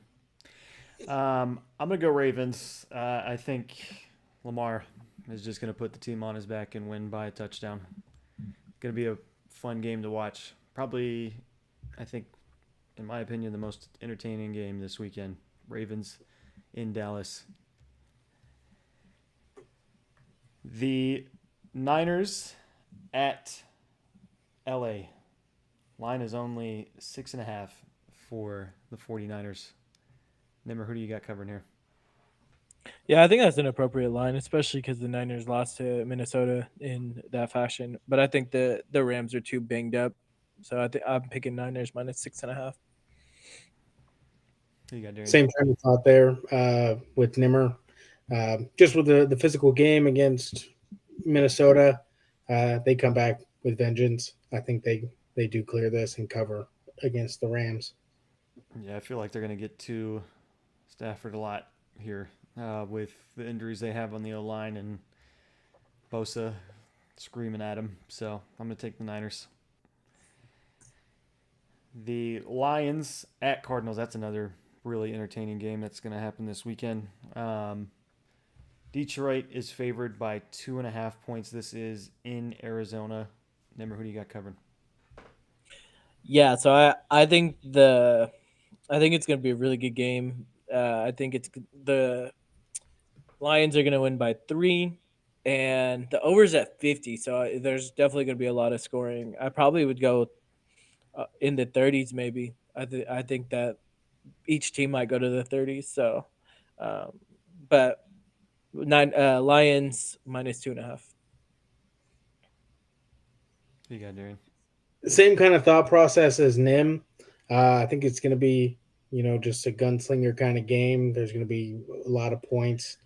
I mean, Detroit's defense, as we saw, can't cover the slot, gave up a ton of yards to Godwin. I think the same could be the case here. And they're just going to give up too many passing yards, which is what the Cardinals want to do. I think they keep it close, and I think the Lions do win, but it's only going to be by 2 points. It was fun seeing Marvin Harrison last week play the way he did. That was fun. I know there's going to be more of that here this coming year. I think the Lions cover here, though. Sorry, Devin. Sorry, Arizona fans.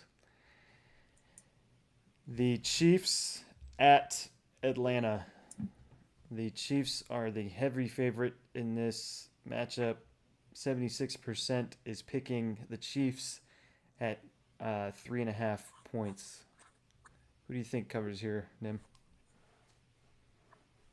I like the Chiefs. The Chiefs are too big of a juggernaut, and I think that the defense is a lot better than Phillies. So I can't see Kirk doing what he did against Philly with Kansas City. So I like Kansas City minus 3.5.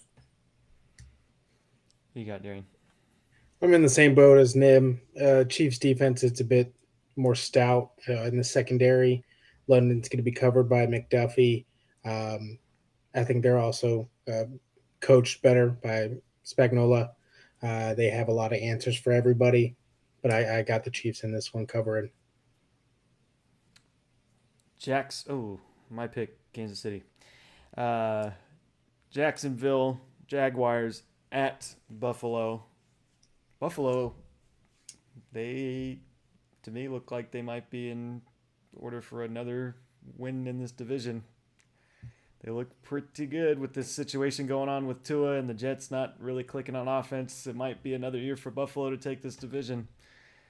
Who do you got covered in this game? The line is 5.5 for Buffalo. Number one, you start.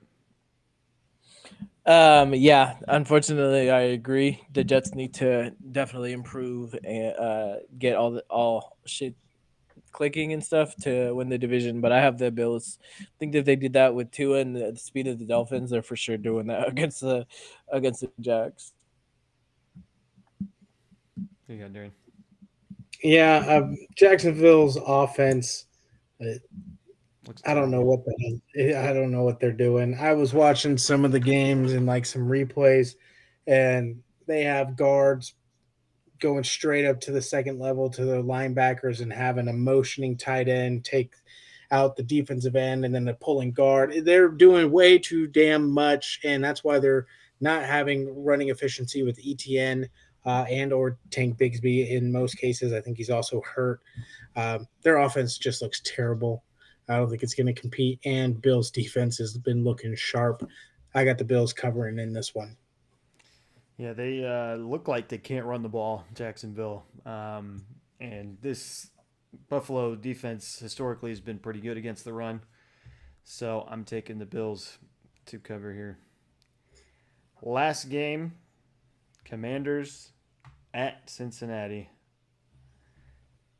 Darren, I'll start with you since you're the Commanders fan. Who do you think covers here? Yeah, I got the Bengals in this one.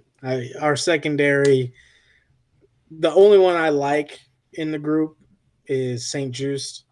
He's decent when it comes to playing in the slot. I expected a little bit more out of Quan Martin, and just seeing him doing a little bit more. Forbes, I mean, he's $155 soaking wet, can't guard a matchstick. So I've never heard that expression before. I mean, that's what it is, bro. That's the extreme. Soaking wet. Oh my god, that is hilarious. Right. Sorry. So I got the Bengals in this one. I think they beat us by 10, probably even 17 if they're clicking. You got him. Yeah, but this is the Bengals bounce back game. I have them winning more than probably 10-ish. Yeah, I think I got a 31-21 score for this game for the Bengals.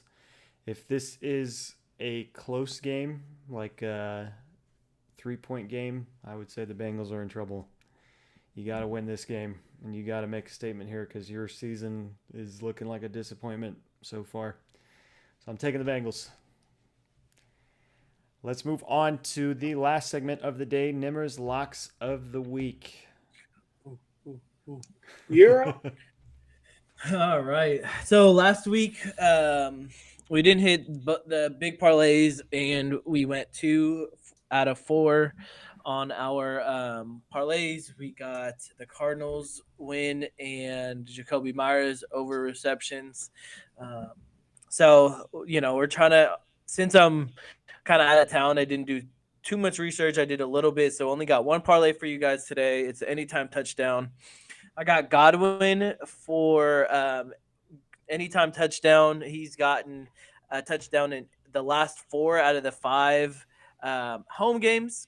Then I have Rashid Shaheed, anytime touchdown. He's had a touchdown in the last 4 out of the 5 games. And like Darian said, like Drew said, the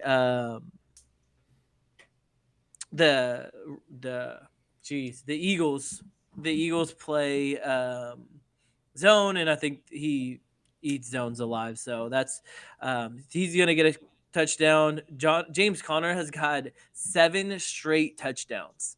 So he has had a touchdown in 7 straight games. So have to just keep hammering that. And then I have Gibbs. He's got a touchdown at the 5 out of the 6 games. Honorable mention, I have Kyron Williams anytime touchdown and Achane, but their teams are really banged up, so the defenses might crowd the box, but that's why I didn't include them in the parlay. But I do like those two. So recap: if you want to make some money, hit this parlay. It's going to be Godwin anytime touchdown, James Conner anytime touchdown, Shaheed anytime touchdown, and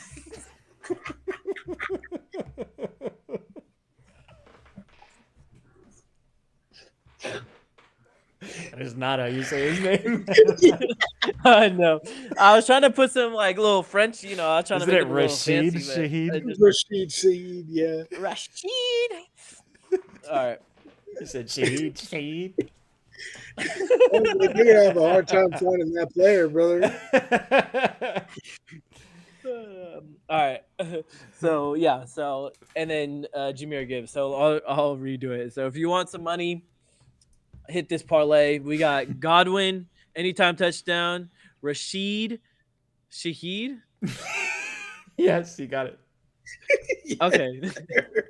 Rashid Shaheed something, whatever. You had it the first time. I know. You guys, yeah. James Conner and Mike and fucking Jahmyr Gibbs. Touchdown.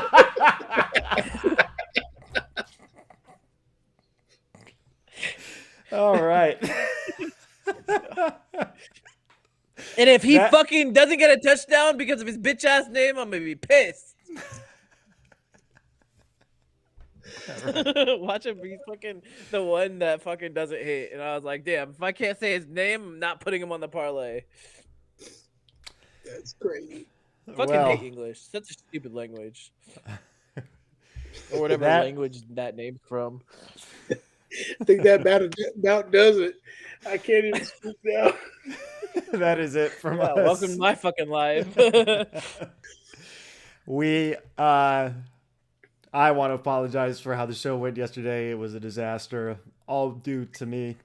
But we had a successful show today. I kept looking down at the button on my screen that says stop streaming, and it never lit up once. It stayed on the whole time. Yesterday, I couldn't get it to stay on past 2 minutes, so that was a success. We went through whatever that was, 2 hours and no stoppage. Another exciting week for the NFL coming up here. Week 3, we kind of gave you some of the matchups that are going down. It seems like it's going to be a really exciting matchup. Sammy is going to be out of town, my wife, so I got nothing but football playing this weekend. You guys got anything planned? I'm watching Rashid Shaheed score touchdown. Yeah. Oh yeah, I'm also watching Goodwin score a touchdown, James Conner, and Jahmyr Gibbs. I'm picturing it in my mind that Sunday those all 4 are gonna hit. Oh, we're man. I really like the Godwin anytime touchdown. I think that's gonna hit. I do too. And James Conner. That would probably be a lock of the week. And James Conner, and Jahmyr Gibbs, and Rashid Shaheed. So let's end this show with a little bit of meditation, just so Nimmer can get that Rashid Shaheed name stuck in his head and say it right the next time. Maybe even the Will Levis. I'm still calling Sam Bradford. Yeah. Will Levis. Maybe even the Will Levis name. So we're gonna what's crazy is imagine me being a teacher and me trying to do that, like say people's name, and I can't even say. Yeah, that was bad. So I'll give you a 3, 2, 1, and we'll end with a Om. Okay? You know how they do it in yoga. Okay. Om. 3, 2, 1. Aum.